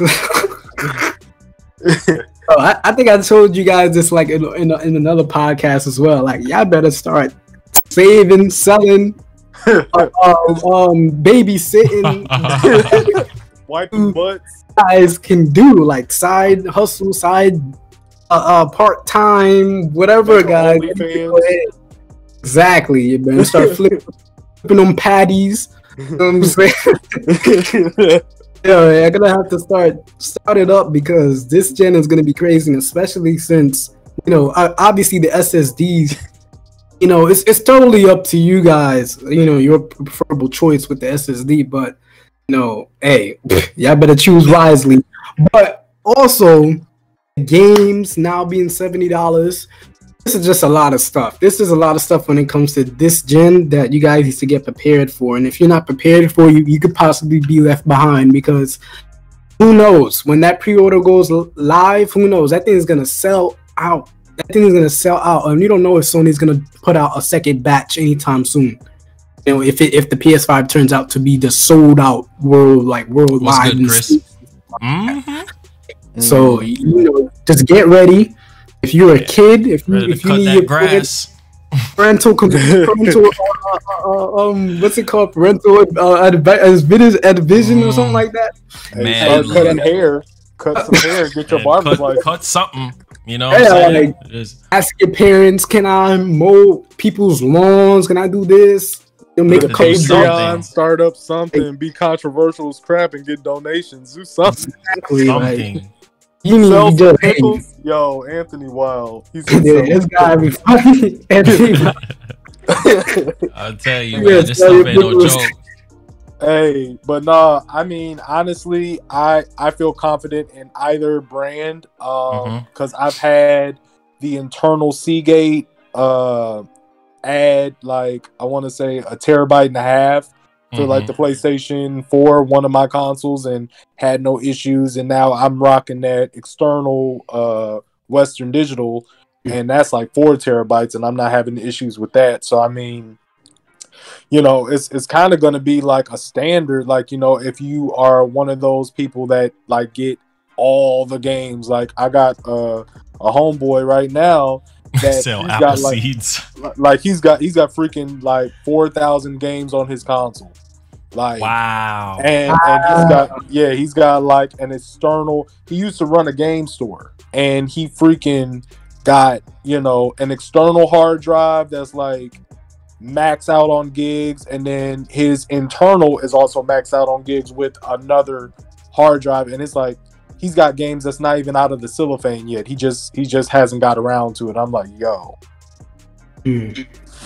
Wow. Yeah, man. I'm telling you, next gen is not going to be cheap. I'm gonna tell you that right now. Yes, Joystick Joystick has a channel. It's called the Vout Joystick. Yep. Yeah, so it's not gonna be cheap. You know what I'm saying? It's definitely not going to be cheap. We already know that, you know, games are going to be $70 out the gate, and it's because of 2K. Because of 2K want to rob us with 2K21, because Microsoft put out a statement and said that, hey, look, here's the thing. We don't want developers to charge for free upgrades. You see what I'm saying? For free next gen upgrade. And 2K already out the gate is already doing that. You see what I'm saying? So it's kind of like, wait, what the heck is they even thinking? Bro, like, I was cracking up when you brought up 2K on your old video the other day before. Man, they do so much BS in their games, yo. I got 2K20 right now, and wasting money. You wasting your money, dude. Stop wasting your money. Shoot. Hall of Fame will make you start swinging the air like freaking Boys in the Hood. I'm telling you, like there ain't no way Festus Ezeli is picking up passes in the middle of the paint like that. Like, you know. Stop wasting your money, man. Yeah, it is, man. Them boys getting robbed every year buying them 2K games. Like, you mean to tell me 2K14, this is, let me just say this. 2K14, this was back when PS4, the Xbox One just came out, and 2K came out with 2K14, and it was on the PS3. It was on the last gen. It was on the PS3, the 360, and then they dropped the 2K14 on the PS4 and the Xbox One. There was literally, that was the only difference in like graphics. They like buffed it up a little bit. After that, it's been the same every year from 2K15, 16, 17, 18, 19, 20. And people same garbage. I don't say it's exactly the same. I mean, with minor incremental changes, bro. No, garbage. bro. Look, I got, and it's crazy. For some reason, I still got 14 in my library for some strange reason. I don't know why. But I went back there and tried to play that versus like 2K20. Man, they did certain players in there dog dirty bogus. Like, they don't look nothing like their character. They don't look nothing like that. But no, I will say, if you go back further, like you go back to the Jordan box art 2K11, I want to say, you go back to that, or 2K13, you go back to that. It's hard to play some of those games. You know what I'm saying? Like, man, you go back. It ain't hard. Yeah, Look, oh man. God, I can go back. Is. Man, I could go back to those games any day of the week and be satisfied. Man, I gave up since 2010 when Kobe was on the cover. That was my last 2K. I was like, bro, this is the same stuff. 2K9, same thing. 2K8, just minor incremental changes. There's no way that you can tell me that I got Kobe or LeBron. Got a fast break. I'm running down. I'm laying the ball up. The ball just ream out. Here comes freaking Paul Gasol. Grab the ball, go down and lay it back up. Like, come on, dog. Yeah, miss me with that, man. Like that AI was mad trash. Garbage, trash, bro. Trash.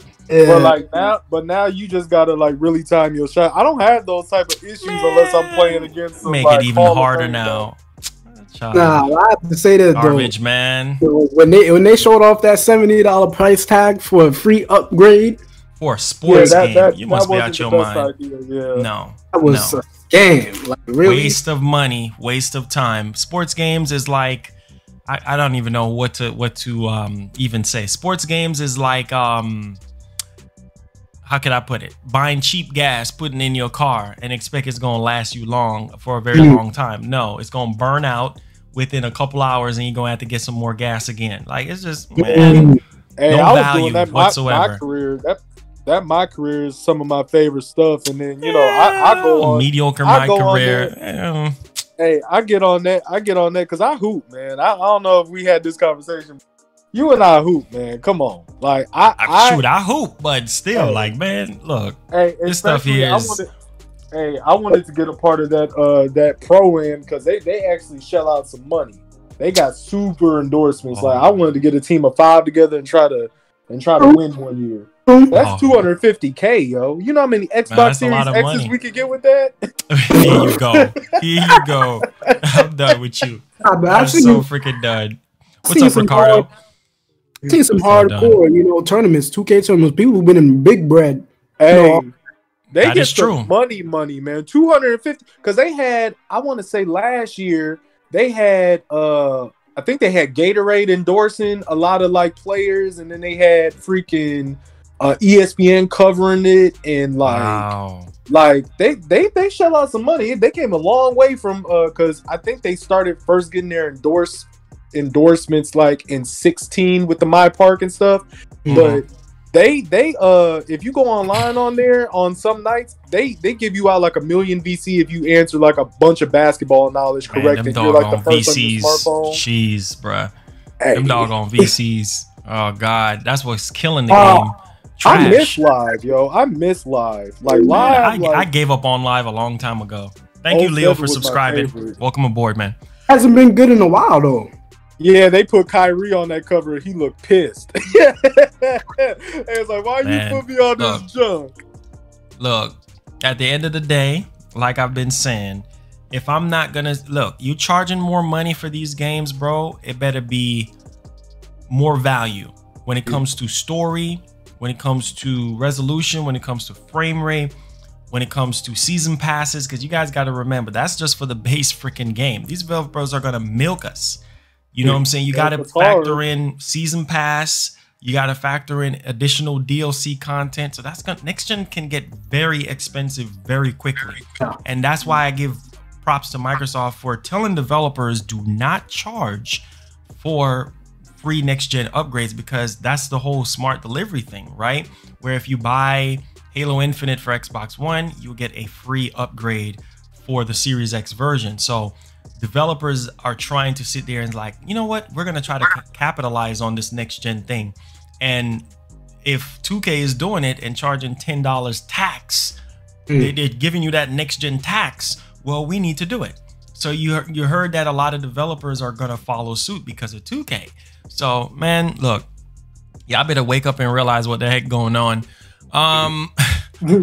I want to say something on that. What you said.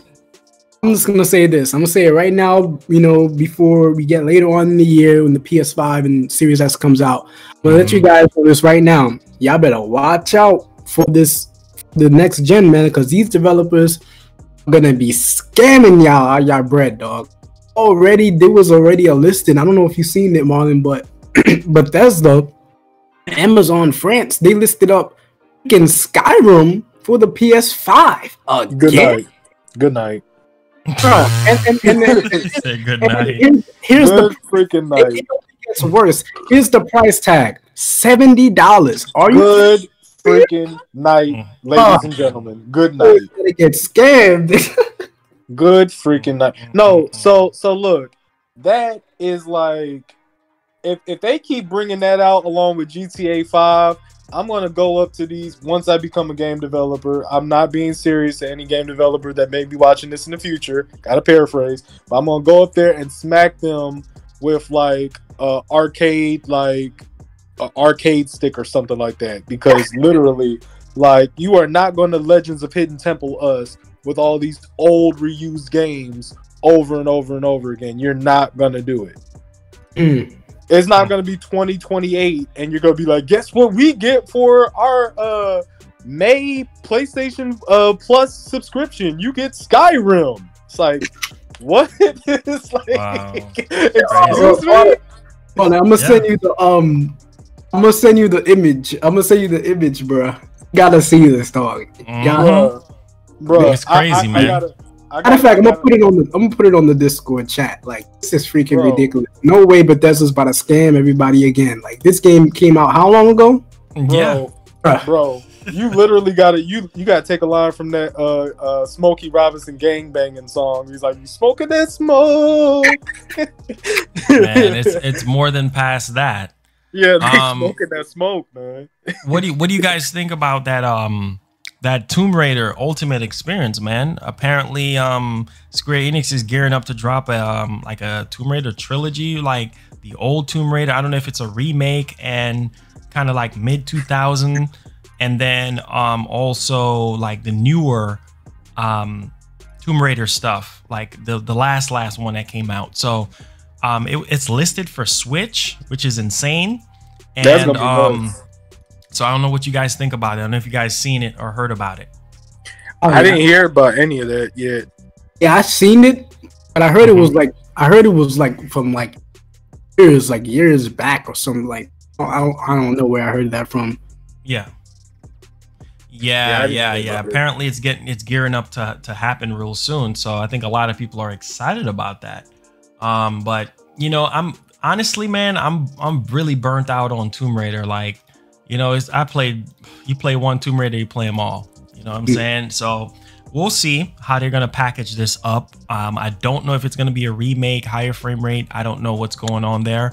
But like I tell people this, with next generation, expect a lot of Skyrim PS5 situation or Series X situation. Because what's gonna happen is, to fill the gap in between those bigger AAA stuff, is that they're going to give you what? They're going to give you a lot of these older games that are next gen upgrades for PS5 and Series X. And a lot of people are not going to like that, because that's what happened this gen. We get a lot of these older games and it's just up res for next generation. Like, no, man. So, but we got to speak up, man. People don't like things, stop supporting it. You know what I'm saying? Period. But some people, they just sit there and buy into it, and then when the problem arises, then they looking crazy. So yeah, I have no comment on that one. Now there was a mysterious GameStop SKU for Nintendo Switch games. I think there's like 4 of them. So yeah, that screams Nintendo Direct. So shouts to Kilos, or however you pronounce his name. He's actually subscribe to the channel. I think he's French, and so he's been very credible. A lot of people has been talking about him and everything like that. So he's saying that July 20th is going to be when we get the next Nintendo Direct. And I know Nintendo did their little treehouse thing, didn't stream it because I was just like, ugh. And I was busy anyway, so I was like, Paper Mario, don't really care. And then, of course, the other game that they showed off and everything. But my main focus is that Direct.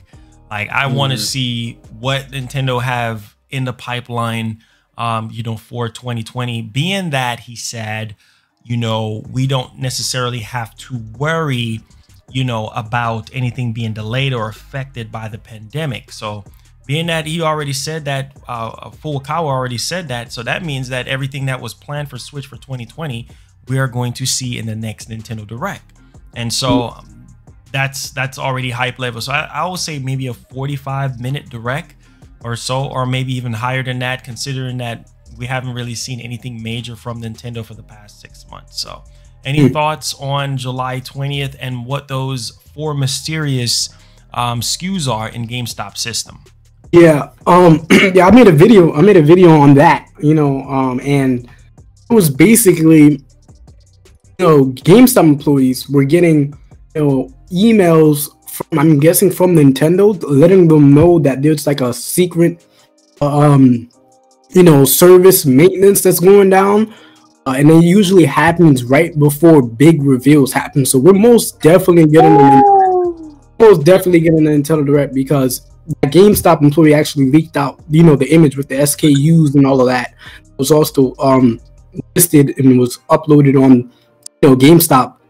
But we're definitely getting a Nintendo Direct this month, you know, because all of that, and then Kilios, you know, being the, you know, credible league is saying that we're gonna get that this month. There's a lot of stuff going down when it comes to Nintendo, and we're just waiting. I've been waiting. We all been waiting for Nintendo to finally just show what they have, because they've been quiet. Let's just be honest here. They've just been quiet this whole year. They've been quiet this whole year. They dropped Animal Crossing, dropped Xenoblade, and after that, you know, they've just been hush hush. So we'll see what they got, man. We'll see what they got. And the SKUs, you know, I can probably say maybe the Metroid Prime trilogy, that game that got revealed. What else? You know, remember Sabi, another one that was credible. He was talking about a 2D Metroid, probably. Maybe that will help the wait for Metroid Prime 4, you know, because that game is probably never coming out anytime soon. So we might get a 2D Metroid, you know, who really knows? I think that probably, like, I hope, like, the most wanted 4 games I will want that to be is like the Metroid Prime trilogy, maybe a Super Mario Sunshine. You know, get that coming, and then hopefully like a Skyward Sword remake. Like that's the only thing I could see them like really shutting down like that. To if they dropped at least 1 or 2 of those, Nintendo is wrapped up, man. I'm telling you, like Nintendo don't have nothing to worry about.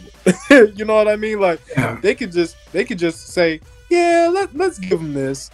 Start work on that. Like that's how easy it is for Nintendo to get some stuff going, you know? Yeah, most definitely. You know what I'm saying? Wait, what, Baron is in the house? Okay, shout outs to Baron. But yeah, honestly, like I said, guys, can't wait to see, you know, their Direct and what they're gonna be showing us and everything like that. I mean, they owe us that much. You know, and I think a lot of people saying, oh, Switch is dead. Switch is not dead. You know, Sony, Microsoft right now are 2 of the main topics of discussion right now. But trust me, as soon as Nintendo drop that Direct, Nintendo is going to be right back into it. So definitely cannot wait. We'll see if this guy's telling the truth for July 20th. He is credible. He was right about a few things here and there.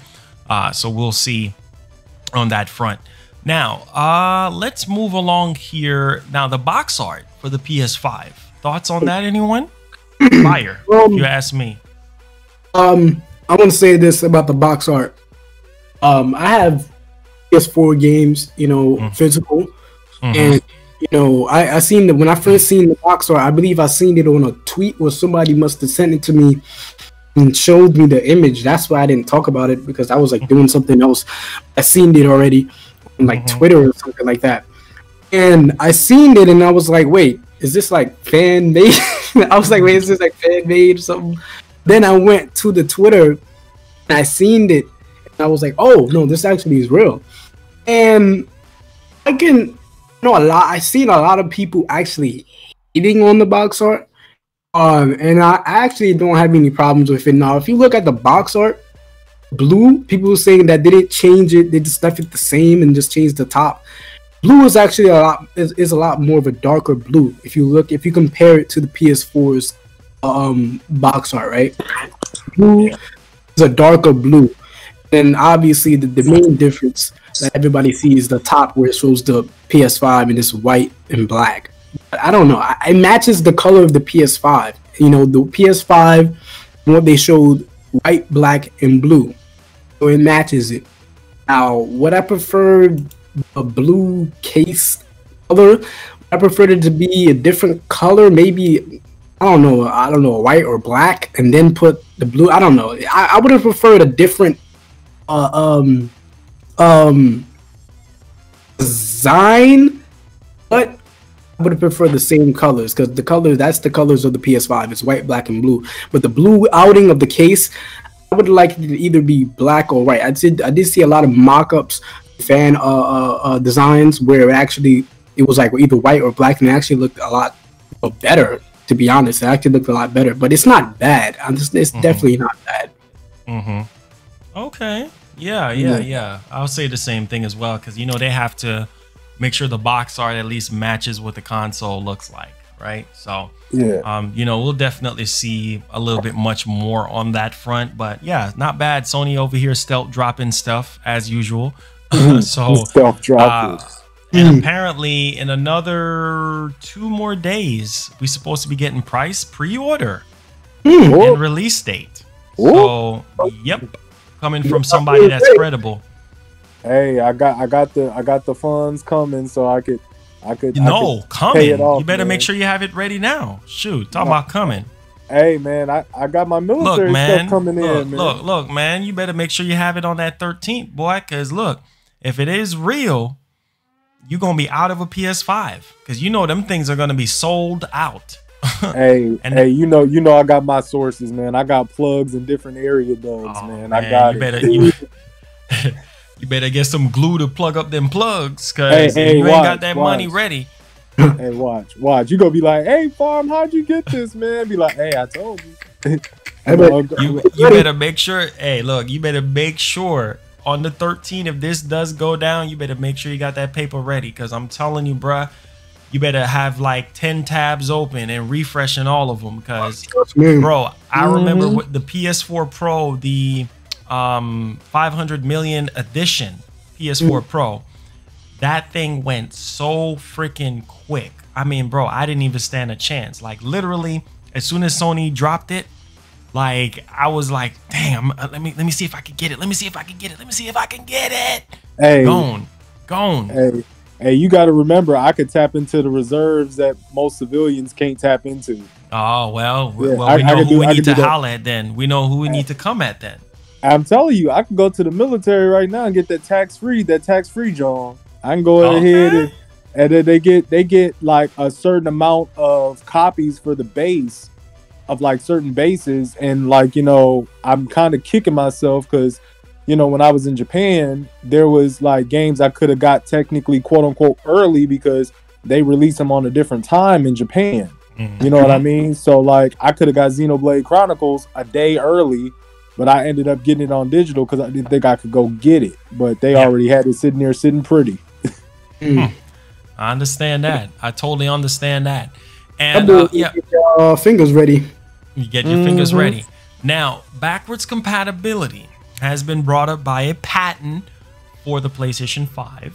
And this is very interesting because I know Hip Hop Gamer said at the beginning of the year, and I had him countless times on the show, and he said that it's going to be you'll be able to pop any PS1, PS2, and PS3 games in your PS5 because the laser inside of it will be able to read those legacy games. Not only that, but it will go into a different mode. But this patent from Sony is saying something completely different, basically stating that it's going to be cloud-based, which I've already said because I had this foreign research company that reached out to me via Gaming Realm, my website, shoutouts to gamingrealm.com, and they told me that PS5 will have backwards compatibility. They was kind of giving me a full rundown on sort of like a forecast from both systems, sale-wise, and the features that they've heard based off of everything. And if you guys remember, go back on the channel, you guys remember where I break the news on that, where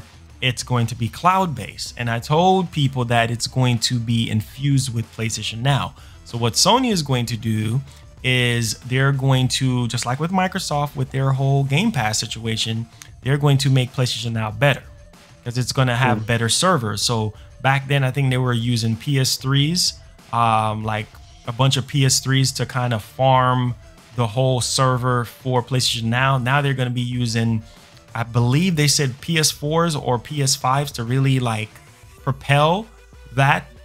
So that's going to be huge, right?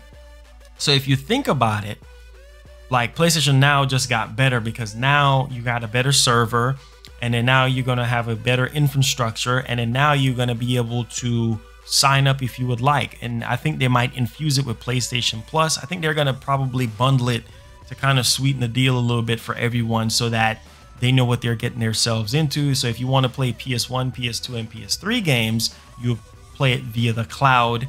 And because here's the thing, here's where I can see a PS5 Pro coming into play, is if they actually added, you know, native backwards compatibility support, right? Where they have the cell processor and, you know, the PS2 processor on that motherboard, some type of way to where you'll be able to play, right, all the games natively on the system. That's going to cost a lot more money. So that's where I can kind of see Sony coming out and saying, well, okay, we already established 4K and 8K already with PlayStation 5 base. With the PlayStation 5 Pro, this will allow you to play all those older games natively on the hardware. And then we're going to be trying to find a way to actually upscale that, you know, with the actual hardware capabilities of the PlayStation 5. You see what I'm saying? So I can kind of see them doing something like that, sort of like a marketing thing, to where, okay, the PS5 is more powerful than the base PS5, and they can talk about how they achieve that power based on the extra horsepower under the hood of the PS5 Pro. So I can kind of see Sony doing this. I know this is kind of far reaching, but for people who want that native backwards compatibility, and here where's the bottleneck is going to come in with that cell processor. So if Sony can find a way to work around that cell processor and kind of give us that native support, or let's say, for instance, we get 1 and 2, right, natively on the PS5 Pro, but because of the cell processor and how hard that cell processor is to kind of code for, and it was a nightmare to develop for the cell processor. So that's literally where the brick wall comes. But if Sony can come in and say, well, you can play 1 and 2, pop those discs in there, no problem. But 3, we'll do that via emulation. Just like how the PS3 was, the fat PS3 back in the day, the 80 gig PS3 that allowed you to actually play, you know what I'm saying, PS2 games, but it was via emulation, and it wasn't like the 60 gig one that gave you native, you know what I'm saying, backwards compatibility. You get what I'm saying? So I can kind of see them doing something similar to that. And with the emulation, you're not going to get 100% catalog of PS3 games, right? I think back then it was like in the 90s or something like that. So like 90 something percent or something like that, like 95, 90, 89% of PS2 games you were able to play. Whereas the 60 gig PS3, you had 100%, you know, backwards compatibility on that for the PS2. So I can kind of see that being a PS5 Pro thing, right?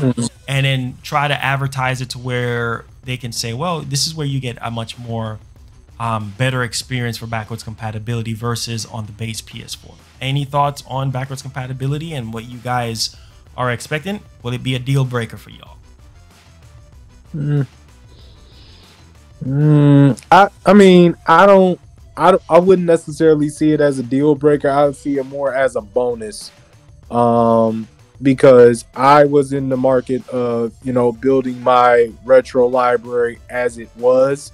So, I mean, I'm really not too concerned with that. And plus, like, PlayStation Now in all of its quote unquote glory, it still has, a decent amount on that. And I just hope that they revamp that and try to get the backwards compatibility on that until they got everything worked out to, have the disc all be read. Because I remember there was a tweet being put out by PlayStation. I want to say it was Jim Ryan saying it. Could be wrong. I don't remember. But it was saying, don't get rid of your PlayStation 1, 2, 3, and 4 games. And it was like, why would y'all say that? You know what I mean? There has to be something to that, that they're working on. It may not be right away, but, if there's any truth to that, I would definitely just wait and see about that. Yeah, I most can agree definitely. with that. I definitely agree on that. Will you? I don't think it's a deal breaker for me, because I know a lot of people who saying that they're gonna get the PS5 regardless of whether or not it has backwards compatibility with 1, 2, and 3. We already know it has 4, but I definitely will agree with what Devout says. I would consider it more of a bonus to the fact that PS Now. I seen the category for PS Now, and there's a lot of games on there that I actually liked, and I actually am glad that's on PS Now. But do I consider PS Now a good subscription? That's debatable. But with the PS5, I feel like Sony could definitely improve the PS Now. It's definitely always, eligible for improvement. And if they improve the PS Now and add in, those, backwards compatibility like the PS1, the PS2, and the PS3, that would, go for like a bonus for the PS5. That would up the PS5 in terms of worth as well. So, it's more of a bonus. I know a lot of people who still get in the PS5 regardless, whether or not it's backwards compatible, and they not really too worried on it. But like Devout says, you should definitely not get rid of your PS1, PS2, and PS3 games, because you don't know in the future whether or not Sony might just drop a new update, or in whether or not they'll have some type of announcement where backwards compatibility in the future. So yeah. Okay. I do agree. There's definitely a silver lining there, and only time will tell. Once we get a full teardown of the system and we get a deep dive into some more stuff as far as the UI, then we can really kind of see what's ahead of the curve here. Because like you said, it definitely will increase the value of the PS5 for a lot of people to play PS1, PS2, and PS3 games natively on the system. So, and honestly, like, if you really want to take a risk, I would suggest, going to the pawn shops now, anticipating that it could happen, to get all the PlayStation 1, 2, and 3 games that you want to play. Because if they do make it backwards compatible with all the and then you're going to be like Skies of Arcadia for the GameCube is like $100-something in most places. Like, and these GameCube games are so expensive because they're not printing them anymore. Exactly. So, if they're not printing them anymore, you better go to Japan or something and get a Japanese only copy. You're gonna have to do something, just to kind of, because that's what I did. I did my retro shopping, because most of my older stuff I don't even have anymore, and a lot of that stuff is like, gone and everything. So I end up getting like a Dreamcast, PS1, PS2, original Xbox, get the games that I want to play. So yeah, if you want that, you're definitely gonna have to jump on that. Facts. Yeah. Now, let's move on to the last topic here, and this is Ubisoft media event. So any thoughts on this event? Are you guys excited for this event? Let me know, because honestly, besides, let me see, Watch Dogs, Legions, Assassin's Creed Valhalla. Need to see more on that because that early build did not look impressive to me. Beyond Good and Evil 2, and maybe a Splinter Cell or Prince of Persia, maybe a Mario plus Rabbids 2. I think that, I don't know, maybe I'm kind of reaching on that one. But what are some of the stuff that you guys expect from this, and will you guys be streaming this event? So are you streaming it, Marlon? It's still up for grabs, but I think I might, and then delete the stream afterwards. But I was thinking earlier. I was like, all right, because I was like, wait, all right, tomorrow's Sunday, etc. All right, what's happening tomorrow? Then I just remembered it was the Ubisoft event, and I remember when I was streaming the Treehouse, Nintendo Treehouse, and everybody was like, "Oh, you're gonna be streaming it?" And I was like, "Oh no, I don't know. They might be issuing out the copyright strikes." But you know, I don't know. It's a maybe if I might stream it. I might stream it. I might play it slick where when they're playing a trailer or something, I try to like mute it or something like that. You know what I'm saying? Like I'll try to like if I like send something. I don't know. I might stream it and then delete it like Marlon's saying. But what do I expect from the event? I can definitely see Far Cry is definitely happening. You know, also Watch Dogs. Maybe we might get some Beyond Good and Evil 2 because that game is just like I don't know whether or not they even canceled it. Maybe a new Rayman. Anybody thinking about that? I mean, I think that's far-fetched. Nah, I don't think we're gonna get that.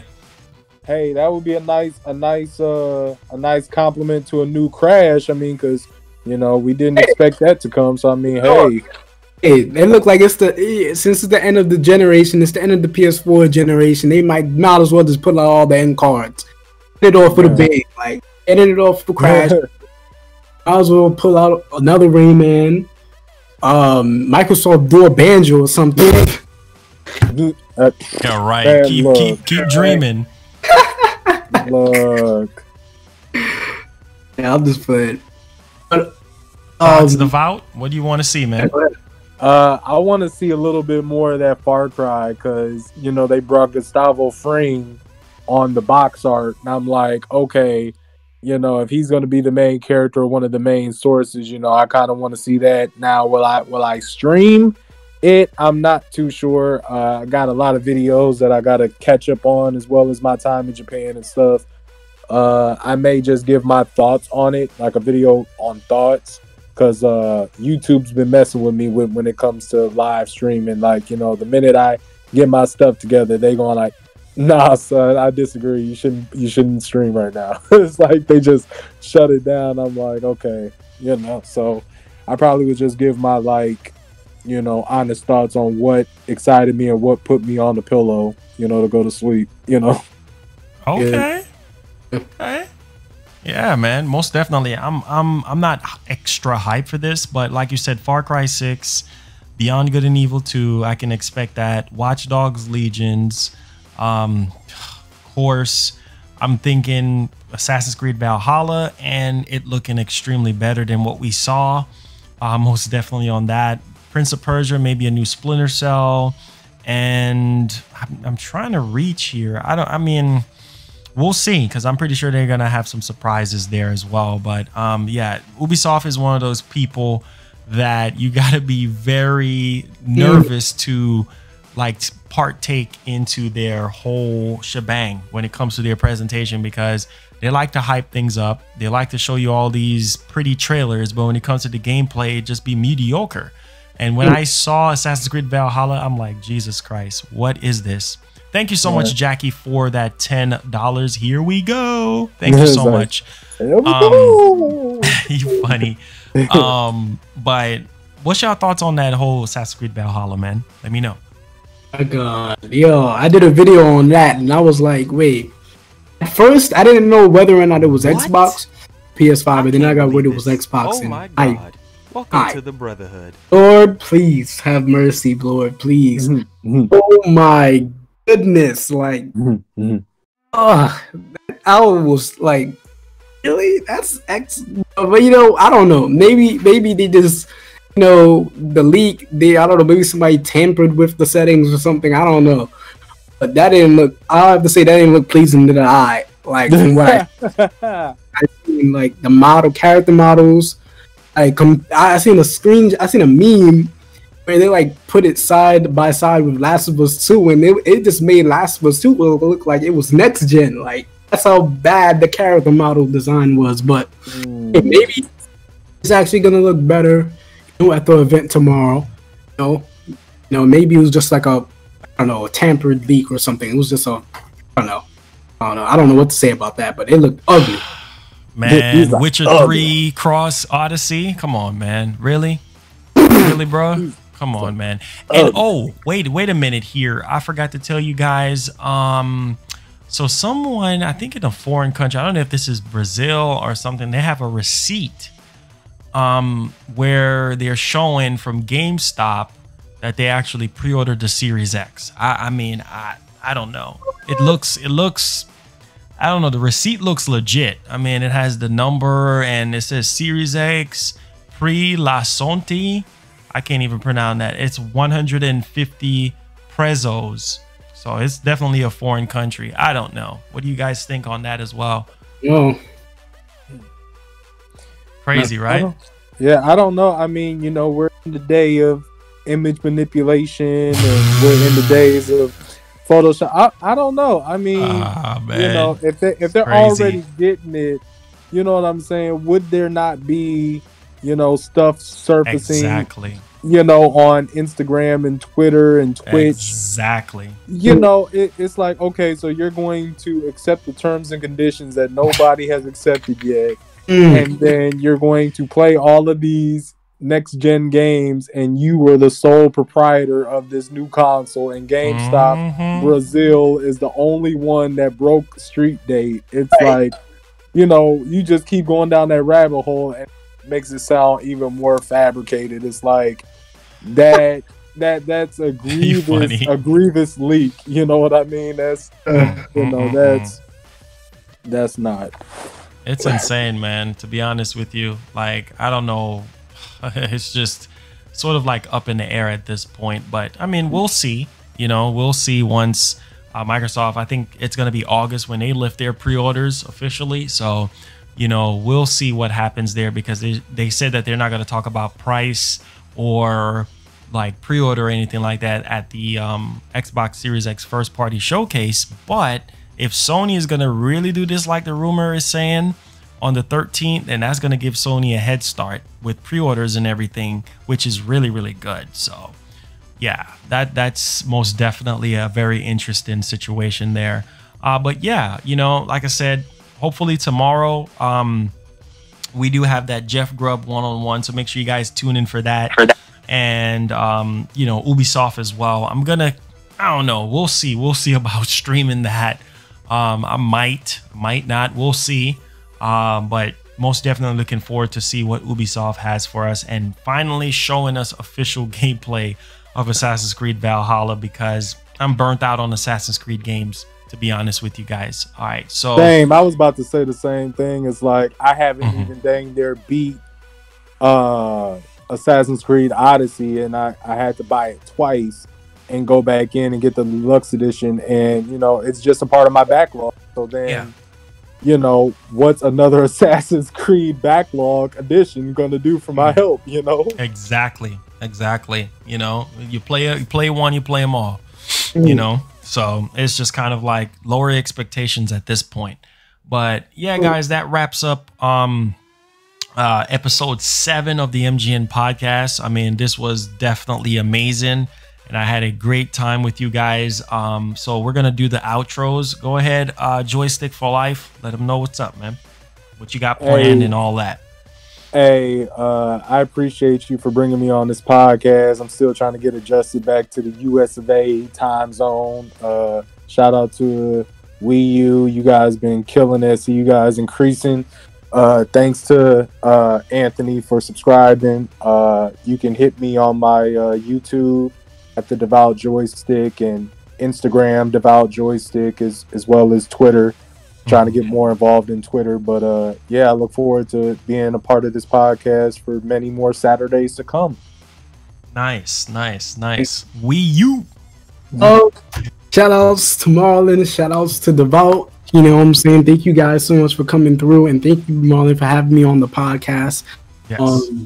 This was definitely a fun one. You know, I would love to go ahead and be in the podcast every Saturday, or you know, whenever we can, whenever we know we're not busy and whatnot, we can definitely chop it up, talk about gaming, talk about, you know, the future of next gen and all the stuff that we love to talk about. Yeah. But you know, my Twitter is WG Martin, YouTube WG Martin, guys. Thank you guys so much for coming through, and probably gonna be streaming today. Something I'll probably stream a little something, but besides that, you know, Ubisoft is tomorrow. I don't even know if I'm gonna stream it. I really don't even know. So I don't. Just let me know, because I don't know. Maybe I might find out if I'm gonna do it or not, but. Yeah, I don't know. I might, like I said, and then I might just delete the stream afterwards. But you know, we'll see, because you know they're gonna show Just Dance and all that copyrighted mess. And yeah, that's strikes right there. No, man, please, man, look here. There are gonna be two segments of the show. Apparently, the main show, I think, is going to be just for the next gen games or the future of Ubisoft. And then the first half is going to be the Just Dance and some other stuff that I necessarily don't care about. So yeah, you have to be very careful, because that Just Dance stuff has copyright music. And man, you know how YouTube is. If you streaming any type of copyright music, you're done. Yeah, they shut down your whole thing. So yeah, just be careful with that. Boys went to work. Ubisoft went to work. I'm like, really? You really gonna do the content creators and streamers? I remember it was like tons. I don't know if you remember it, Marlon, or about. It was tons of streamers, tons of YouTubers and streamers who streamed it on YouTube, and like their whole channel, their whole live stream feature was banned. They couldn't even live stream, and it was all thanks to Ubisoft. And you know, I don't know, money hungry. They just want to copyright people and doing all this extra stuff. Stupid, man. It's stupid. It's really stupid. Stream it. Yeah, like I said, unless they change certain policies, but we'll see on that front, man. But thank y'all so much, everyone that's watching, for coming in and everything like that. We see you guys next Saturday, and we'll also see you guys tomorrow with that one-on-one with Jeff Grubb. All right, so y'all take it light, man. Y'all take care. Have a blessed one. Stay safe. Keep your distance. Wash your hands. Y'all know what time it is. Go clean them toilets and go ahead and cut them grass, man. Got to get that P5, baby.